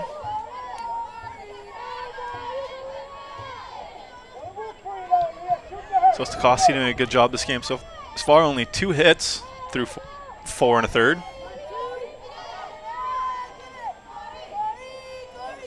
And that one swung on and fouled. So Gammon, definitely a slap hitter. You can see not a lot of power behind that bat, just tends to go off foul.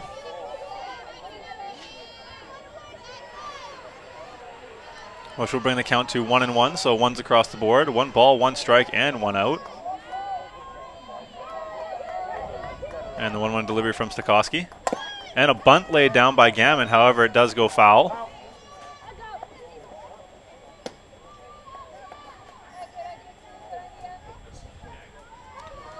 And that would bring the count to 1-2.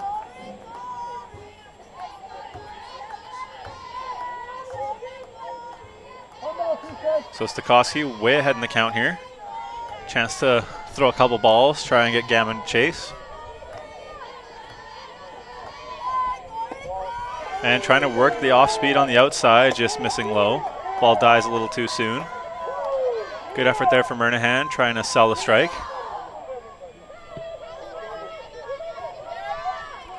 So 2-2 the count.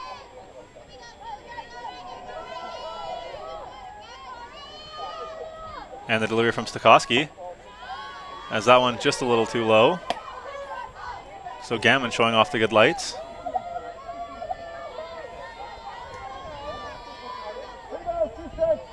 And the count is full. So right now, anyone's game. 2 hits, the only real separating factor, favoring Montana over Simon Fraser. And that one is swung on ricochet. DeAngelis with a chance, and she makes the play.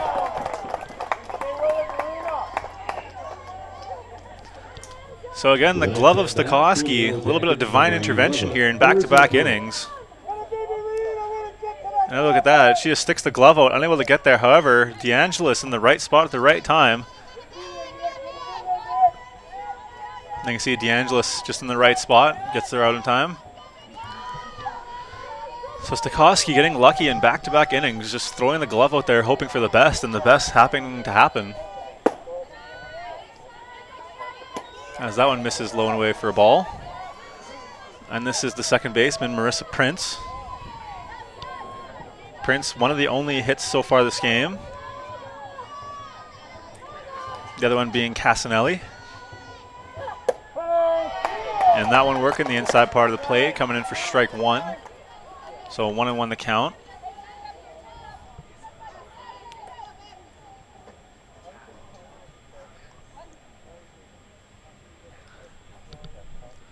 So first base umpire coming across the diamond. Not particularly sure what that was about. Looking to have a chat with the Billings head coach. Again, not too sure what the hubbub was about. So we come back with 1-1 the count. Stokowski working against Prince. And Stokowski just missing low.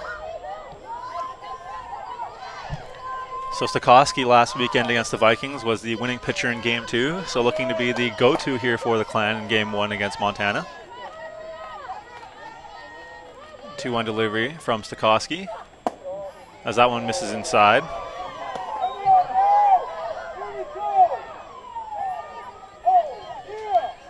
And that will bring the count to 3-1.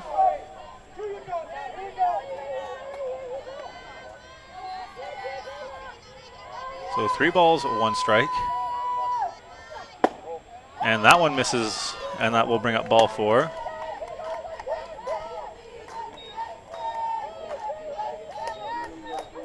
And that's Stokowski's 4th walk of the game. The next at bat for MSUB, number 15. So again, that strikeouts to walks ratio still favoring strikeouts. However, that number of walks needing to come down a bit. Still a very good game being pitched here by Stokowski. And this will bring up the pitcher, Megan Detling.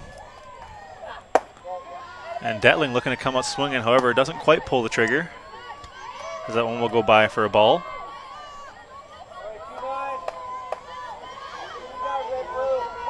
So again, Detling, the pitcher for the Yellowjackets. 0 for 2 so far today with a strikeout and a flyout. Had that flare out to center that was tracked down by DeAngelis as she watches strike one go by, low and away.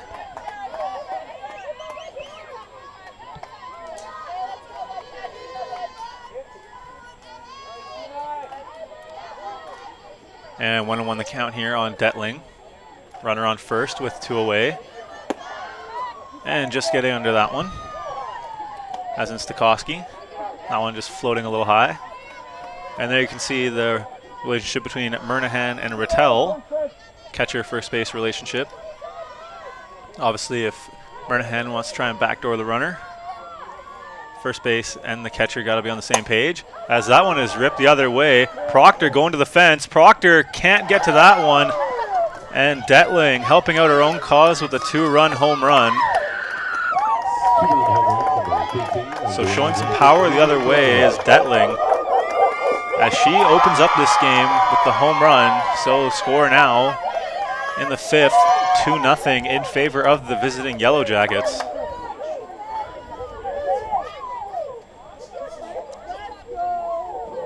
So Stokowski finally showing a little break there. However, Proctor doing a good job tracking that ball to the fence, just unable to get there. And then you can see again, just some solid contact pushing that ball the other way. And all they can do is turn their heads and watch that one go over the fence. Unlucky break for the Clan here in the top of the 5th. A very tight game still nonetheless. Only a 2-run lead for the Yellowjackets. However, Detling being the game changer so far here today.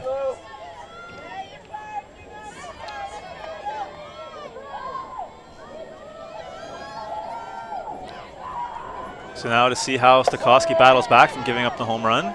Comes back, first pitch strike against Devlin. So as you can see there, between hitters, and Coach Mike Rennie out there to talk to his pitcher. So far it looks like their chat is working. Although Gillis looking to track back as she makes that one at the warning track. However, that's just a long 0. So after a hit that was a home run and 2 runs, the Yellowjackets take the lead. At this time, SFU would like to thank their sponsors. Nestor's Market is proud to be the official grocer of SFU Athletics. They are your local grocery store which offers a full selection of items including organic, all-natural, gluten-free, and much more. Visit Nestor's Market today at the Cornerstone. The Keg is a proud sponsor of SFU Athletics. Visit a local Keg restaurant after the game tonight and make that the best play of your night. The Keg Steakhouse and Bar. See you tonight, and we'll be right back for the bottom half of the inning after a quick break.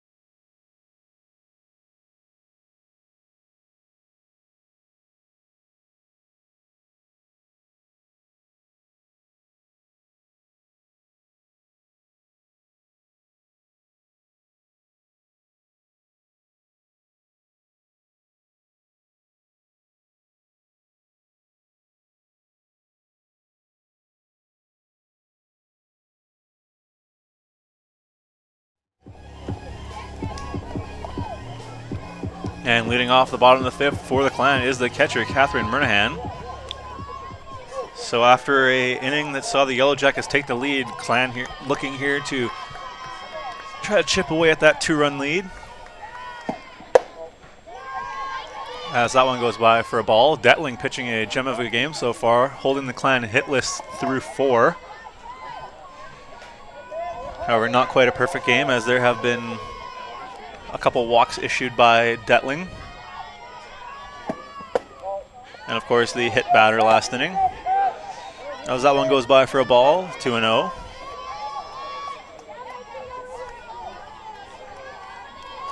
So 2-0 the count on Murnahan. Murnahan turns on that one, however, just doesn't quite get enough of it and fouls that one off.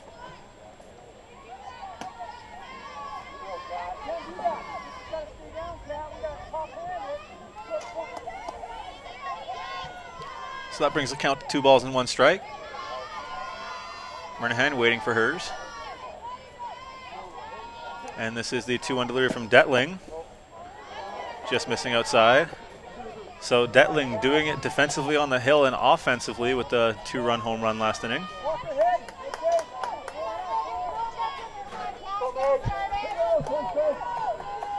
And 3-1 count. Hitter's count here for Murnahan. Has the opportunity to kind of wait for her pitch, still with 1 strike to spare.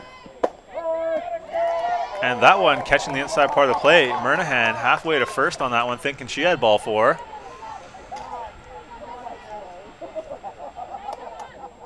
And just another look at that. Looked like it caught the inside part.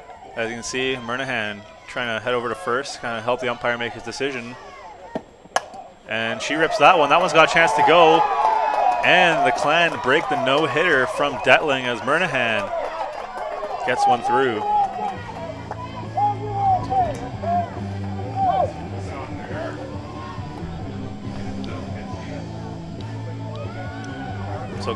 So a quality hit there from Murnahan, even if that one had been brought down by the shortstop Stringery.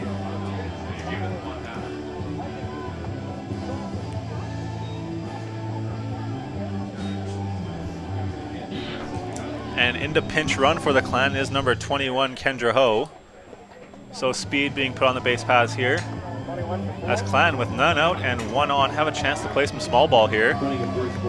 As it is the 9-spot Marina DeAngelis up at the plate. Very high chance we will see a sacrifice bunt here from the Clan. So a good piece of hitting from Murnahan to get a runner on. And DeAngelis laying down the bunt, however, that one fouled high and out.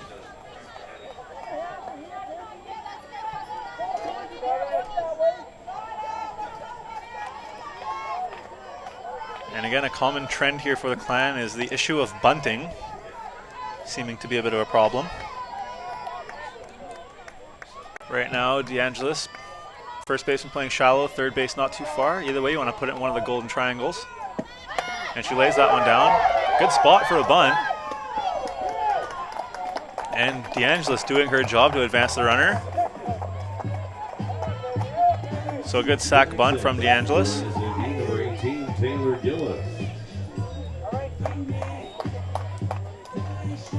And this will bring up the top of the order for the Clan in the form of center fielder Taylor Gillis. And just another look at that bunt from DeAngelis. And there you can see what I talk about the little golden triangle there. So you can see the 3 players converge. If you can get it kind of in between them all, so usually pushing it past the mound. So that little, if there was like an imaginary line between third base and the mound or first base and the mound, kind of pushing it past there, getting into that zone, makes it a lot more difficult for players to, the defensive players to get a hold of that. Either way though, DeAngelis doing her job, putting a runner in scoring position for the top of the order. And Gillis with a shot into the outfield. This has a chance for Ho to score. And Ho rounds third. She looks like she's going to score, and she gets past the throw. So 1 run here for the Clan as Taylor Gillis gets an RBI double.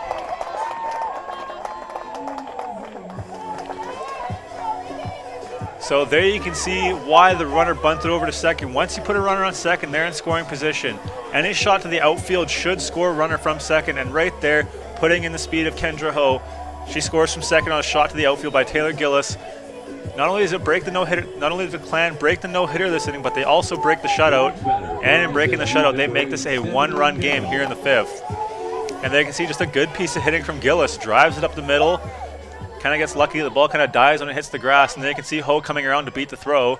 And Gillis being heads up, knowing the ball is not hitting the cutoff man, takes the advantage and gets herself into second. So trading spaces, leaving her in scoring position for Caron.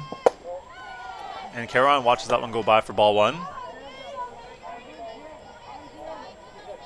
So a good series there from the Clan is Gillis and Ho trade places. And now Caron a chance to score in another run. As that one is popped up, chance to drop, and that will misplayed by the shortstop Stringery, and that will lead Caron to be on base. And that one being scored a single, so the ever so elusive infield single.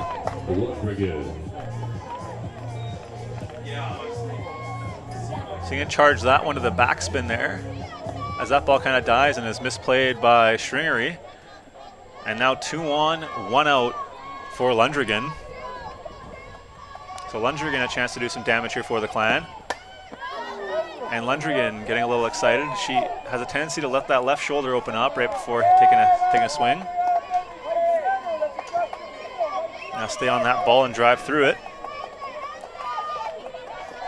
So definitely being aggressive at the plate here. First pitch swing. However, not quite her pitch as she watches that one go by for ball one, bringing the count to 1-1.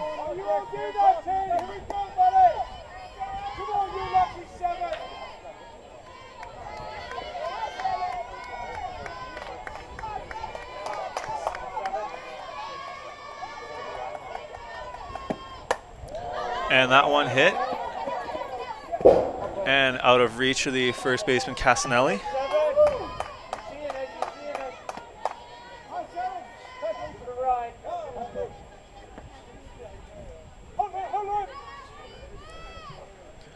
And after that, little chat from head coach Mike Rennie.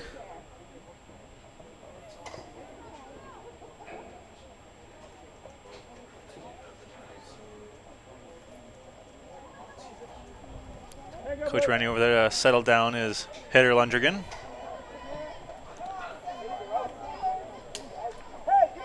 So again, the Clan 1 away, 2 runners on. Runners are Gillis and Caron. Gillis at second, Caron at first. So shot to the outfield should score at least 1 run. And that one into the power alley. Just the gap closed. And good job by Gillis to advance. So unlucky hit for Lundrigan as she got a good piece of that one. Just very good defensive play there from Rovens as she closes that gap in a hurry. And there you can see Gillis now over at third with the heads-up base running. Knew she had the speed to tag up from second. So pressure's on the infield now to make a play, because if they don't, Gillis with a chance to score. And this will bring up Rattel. And that one just catching the inside part of the plate.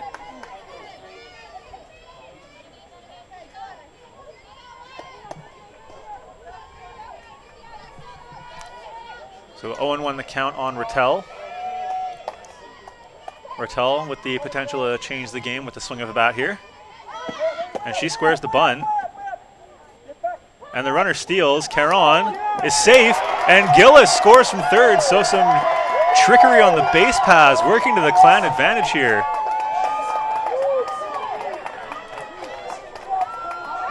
So time called here, not quite trying to sort out what happened. So the old double steal by the Clan. Caron steals second, which gives Gillis the opportunity to steal home. And just take another look at what happened there. I think what they're trying to figure out is whether or not to strike on Rattel, because she does leave the bat out there. So there you can see the catcher with the wits to kind of look Gillis back to the bag. And Rattel with a big hit there, however, long zero. So there again you can see catcher, that is Rowe, with the whereabouts to look Gillis back to second, or back to third. However, Caron safe at second, which gives Gillis the chance to score from third. So with that, the Clan tie up this game at 2s. here in the top of the or bottom of the fifth. And that was a strike. Rattel leaving that bat out there.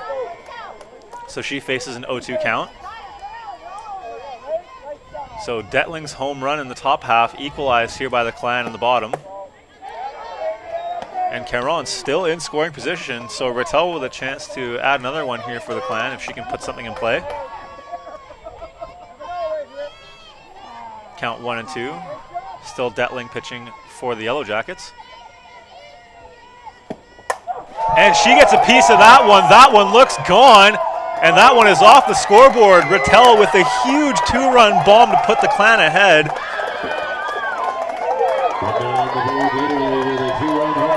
So Nicole Rattel, I said she had the chance to change the game with the swing of a bat, and that she does. She tacks on another 2 for the Clan with a huge 2-run bomb, putting that one about halfway up the scoreboard. And again, that's why as a pitcher, you can't leave the ball up in the zone, because you can see what Rattel just did to that one. She turned on that, made some square contact, and drove that thing out of the park.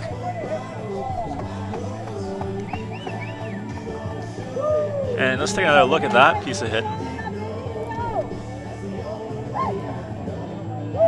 And you can see, just stays back. See that ball right chest height, right on the letters.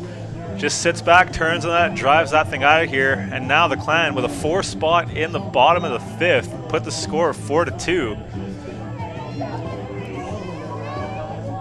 So the 2 runs via small ball for the Clan, then following 2 off a big shot from Nicole Rattel, give the Clan a 4-2 lead here in the bottom half of the inning. So a pitcher's duel up until the 5th. A 2-run shot by Detling, and then a bunt from Proctor. That was down the baseline, got a chance to beat it. There we go. Finally a bunt put down a baseline, and there we go. You see it. If you put it down the baseline, a chance to beat it out. And there you can see Proctor puts it down the baseline, bunts it right down first, and she beats it out. So Proctor loads up and just lays down the bunt for base hit. There you can see it right down the first base line. That's exactly where you want it. If you put it right back to the pitcher, easy gap to close. However, you put it down a baseline, people have to run for it, and she gets the bunt for base hit. So the Clan here being tough with 2. Balak watches ball 1 go by.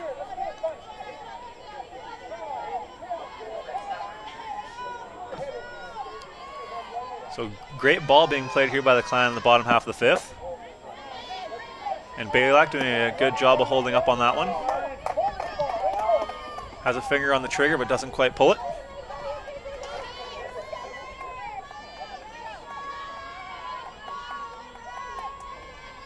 And the 2-0 pitch. And that one comes back inside for a strike. Balak hit by a pitch her last at bat, so maybe a little weary with that inside pitch. However, those inside pitches, ones you can turn on. And again, Detling trying to work the outside part. No chase from Balak.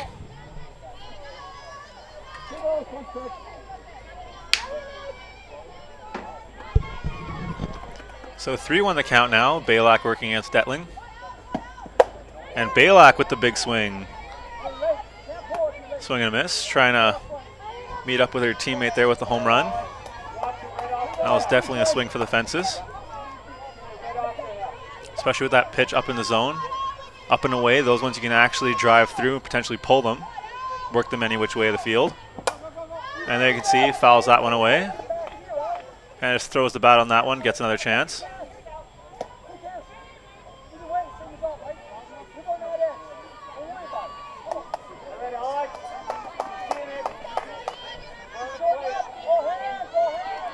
So full count here at the bottom of the 5th for Balak with a chance to potentially increase this Clan lead as she draws the walk. So good series from the Clan.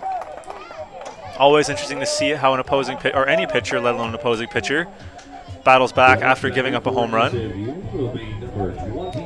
Stokowski drew the immediate out after the home run. However, the Clan doing a good job of keeping the momentum going. And now batting for the Clan is the shortstop, Haley Gary. And Gary with a chance right there, big swing and a miss. But just below the belt changeup. Changeup's very dangerous pitches to leave up in the zone. If you're going to miss with a changeup, the best place to miss is low. So the 0-1 delivery. And Gary fouls that one off.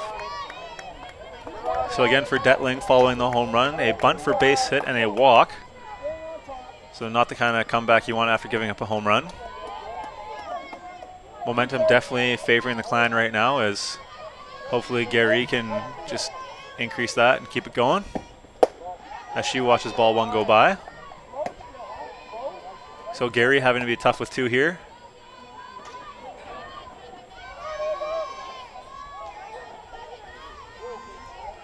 One and 2 the count on Gary.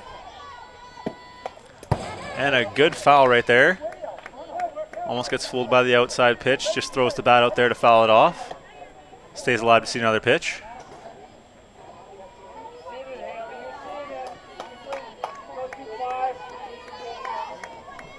So 1 ball, 2 strikes, 2 away here in the bottom of the 5th, where the Clan have put up a 4 spot off 5 hits.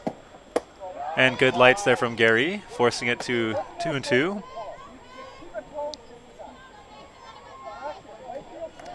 So deuce is wild for Gary, as it is 2 balls, 2 strikes, and 2 away.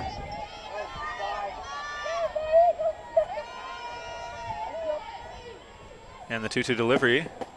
And that one will miss low. So Gary fighting back from 0-2 brings it up to 3-2.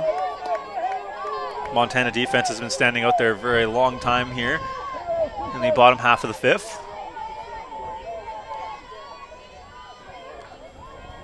And the full count to Gary as she swings and misses to end the inning. However, as Gary ends the inning, as a 4-run inning off 5 hits for the Clan, topped off by the Nicole Rattel 2-run home run. And after this, we'll see how Montana reacts in the top of the 6th right after this quick break. They're worth 4 runs.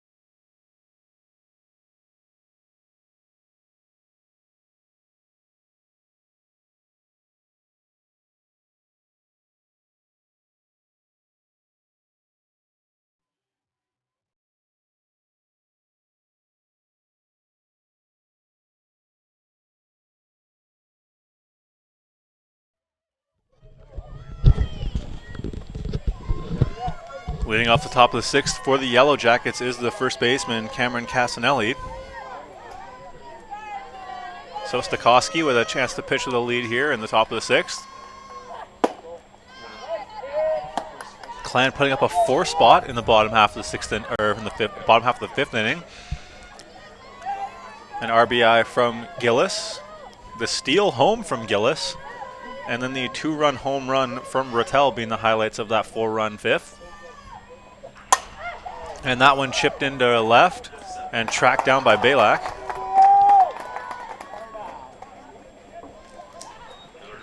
So good defense here from the Clan. And Stokowski definitely in good shape as things have been going her way defensively. Tip balls ending up in the right gloves. Plays in the outfield being made. So apart from that 2-run home run, Clan defense looking very strong here today. And defensively, there's nothing you can do about a home run because you're not pulling that one back unless it's just flirting with the fence. But that hit from the home run from Detling was definitely clear of the right field fence.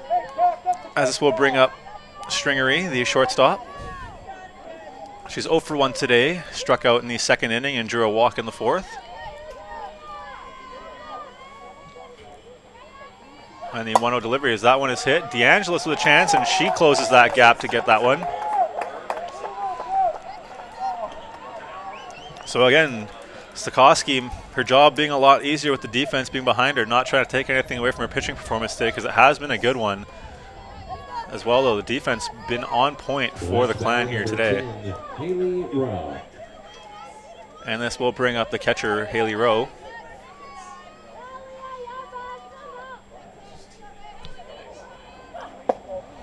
And that one falls in low for a ball.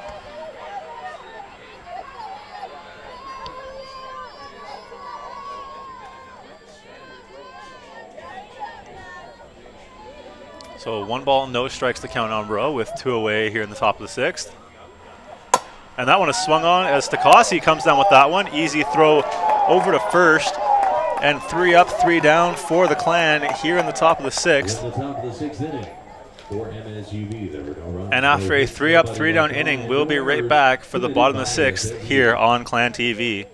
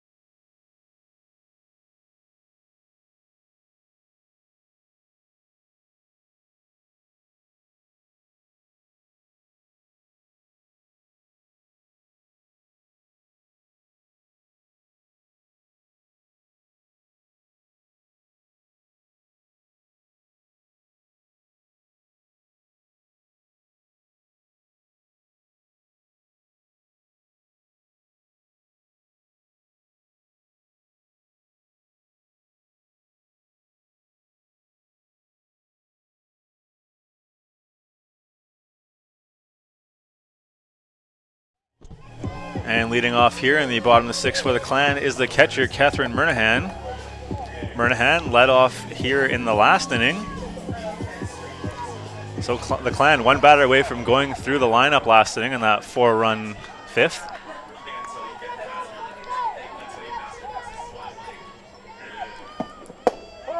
And Murnahan, watch a strike 1 go by. She had the single that started it all off in the 5th. She was subbed out on the base paths in favor of Kendra Ho.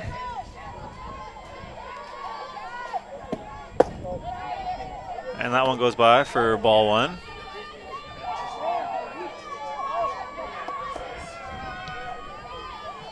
So 1-1 the count. Murnahan 1 for 2 so far today. She does have that single and then a ground out back in the 2nd. As that one is fouled back.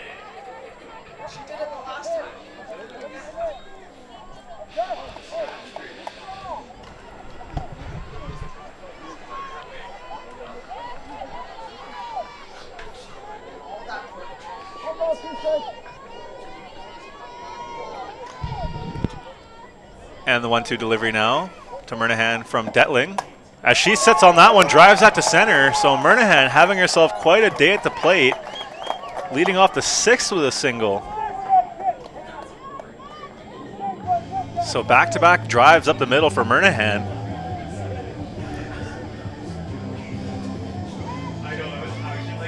And you can see just a very solid swing, stays back, stays through, and drives that one up the middle. Next at bat, number 17, Marina DeAngelis. And this will bring up the second baseman, Marina DeAngelis. Not having to play small ball now with the lead, but she still will. Bunts that one right down the line, however, just foul.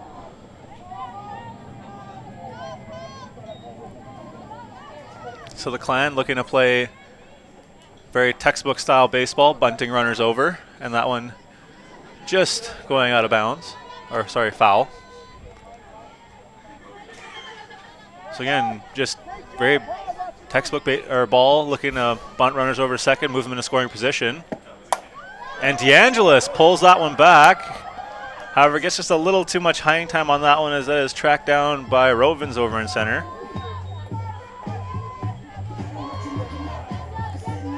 So at least with the bunt potential, advance the runner. Either way, though, DeAngelis been given the green light.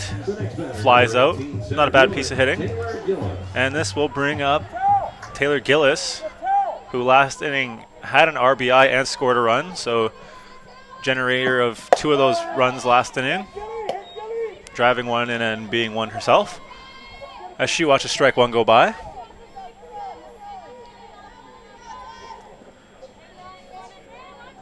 So 0-1, 1 on and 1 out here in the bottom of the 6th. And Detling really trying to work that outside part of the plate.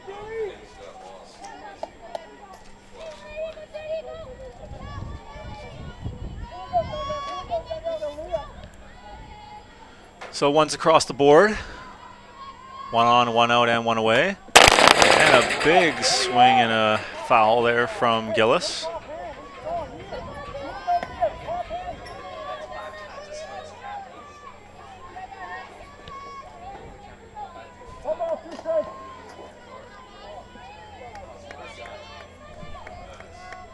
So 1-2 the count now on Gillis with 1 away. And Gillis not being fooled as Detling tries to get her to chase outside.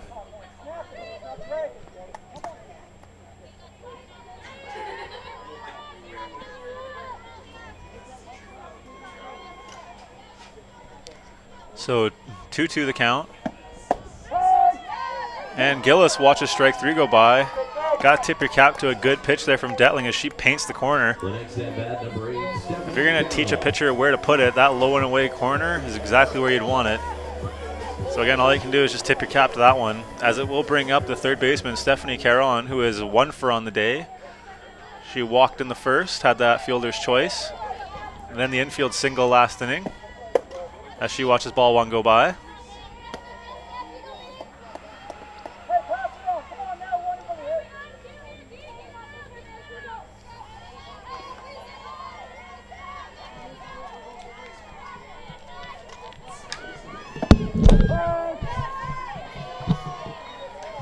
And 1-1 the count on Caron.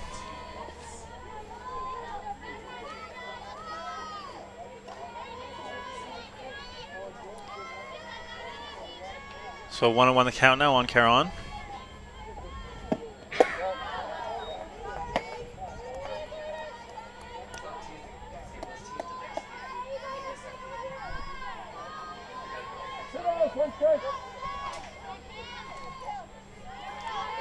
So 2-1 the count. And that one a little inside as Caron pulls her hands inside to avoid being hit.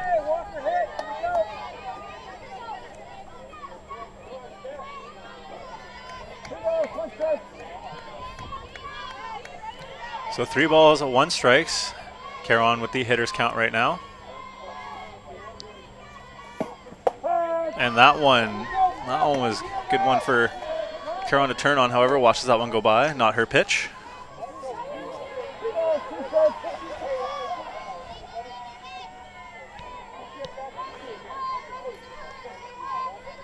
So full count here, 2 outs. As Caron swings on that one. And this time it is caught by Casanelli. She lays out for that one. Just a very solid defensive play there from Casanelli. And after 1 hit and no runs, the Clan with a chance to shut the game out in the 7th, and we'll be right back after a quick break.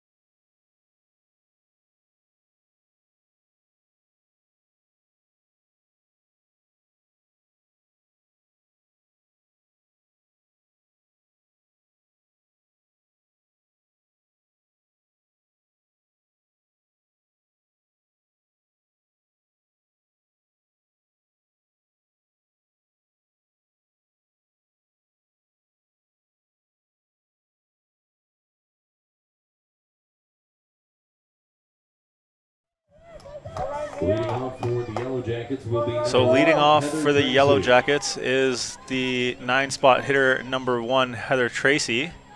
Some defensive changes for the Clan. Now at first base is Alex Balak.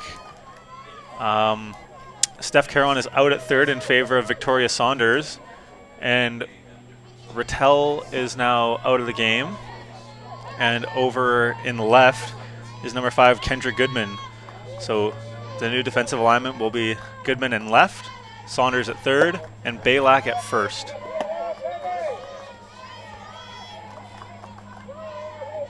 So that's ball 1. Still Stokowski on the hill for the Clan. So 1 ball, no strikes to Tracy. As that one catches the inside part of the plate.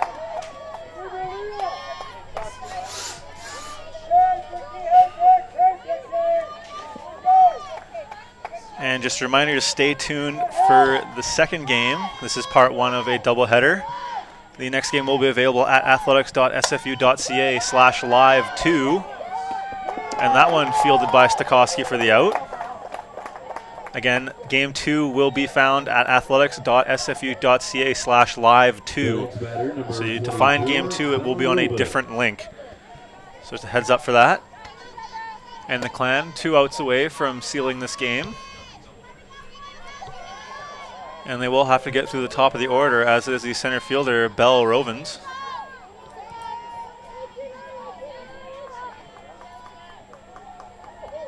First pitch to Rovens. That one is hit, and wickets Balak. So a tough adjustment there from Balak, who goes from playing left field to first. Welcome to the ball game.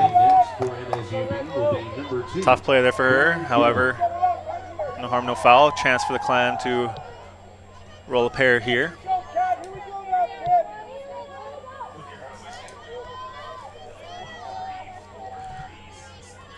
And that ends Roven's streak of being 0 for. She does finally reach base after 2 strikeouts and a ground out. And that one fouled off by Gammon. Gammon 0 for on the day with 2 ground outs. Has reached base on a walk. That was back in the 3rd. So right now the Yellowjackets with 1 on and 1 out here on the top of the 7th. Runner on first is the center fielder Rovens. So some speed on the base paths. And that one is slap bunted over to first. And almost a dangerous play. Very dangerous there from the Clan, however, good recovery.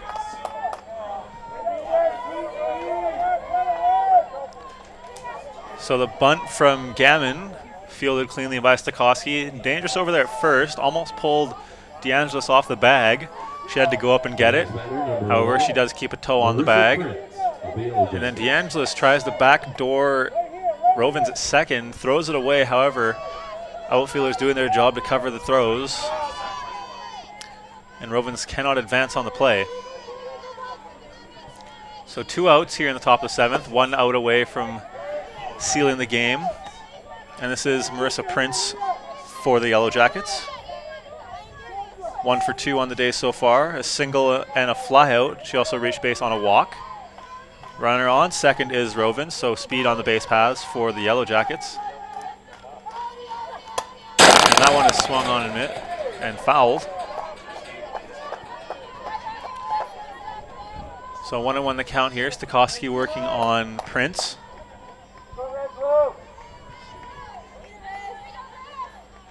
Stokowski looking to go for the complete game, only 1 out away.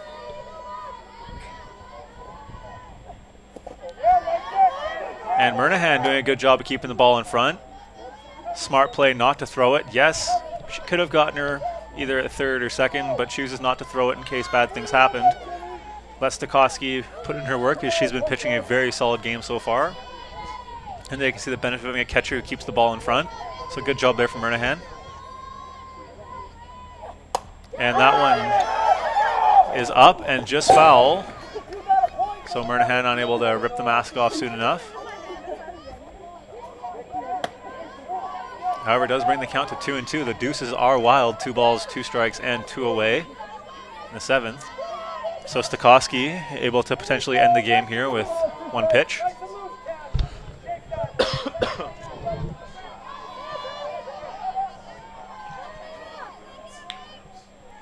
And the 2-2 pitch. Swing and a miss, strike 3. So Stokowski ending the game with one of her several strikeouts today. That was strikeout number 6 of the game. So Stokowski doing her part as well, pitching a very good game. The Clan defense being especially tough. The only runs for the Yellowjackets coming off a home run, which realistically the defense can't do anything about. However, the Clan doing a very good job offensively to generate runs. They play some small ball at the beginning of the 5th, bunting runners over, and then the big home run from Rattel being the emphasis on this game. And speaking of this game, that is it for us here from Game 1 on Clan TV. Please come back for Game 2. I've been Luca Molinari, and until next time, have a good one.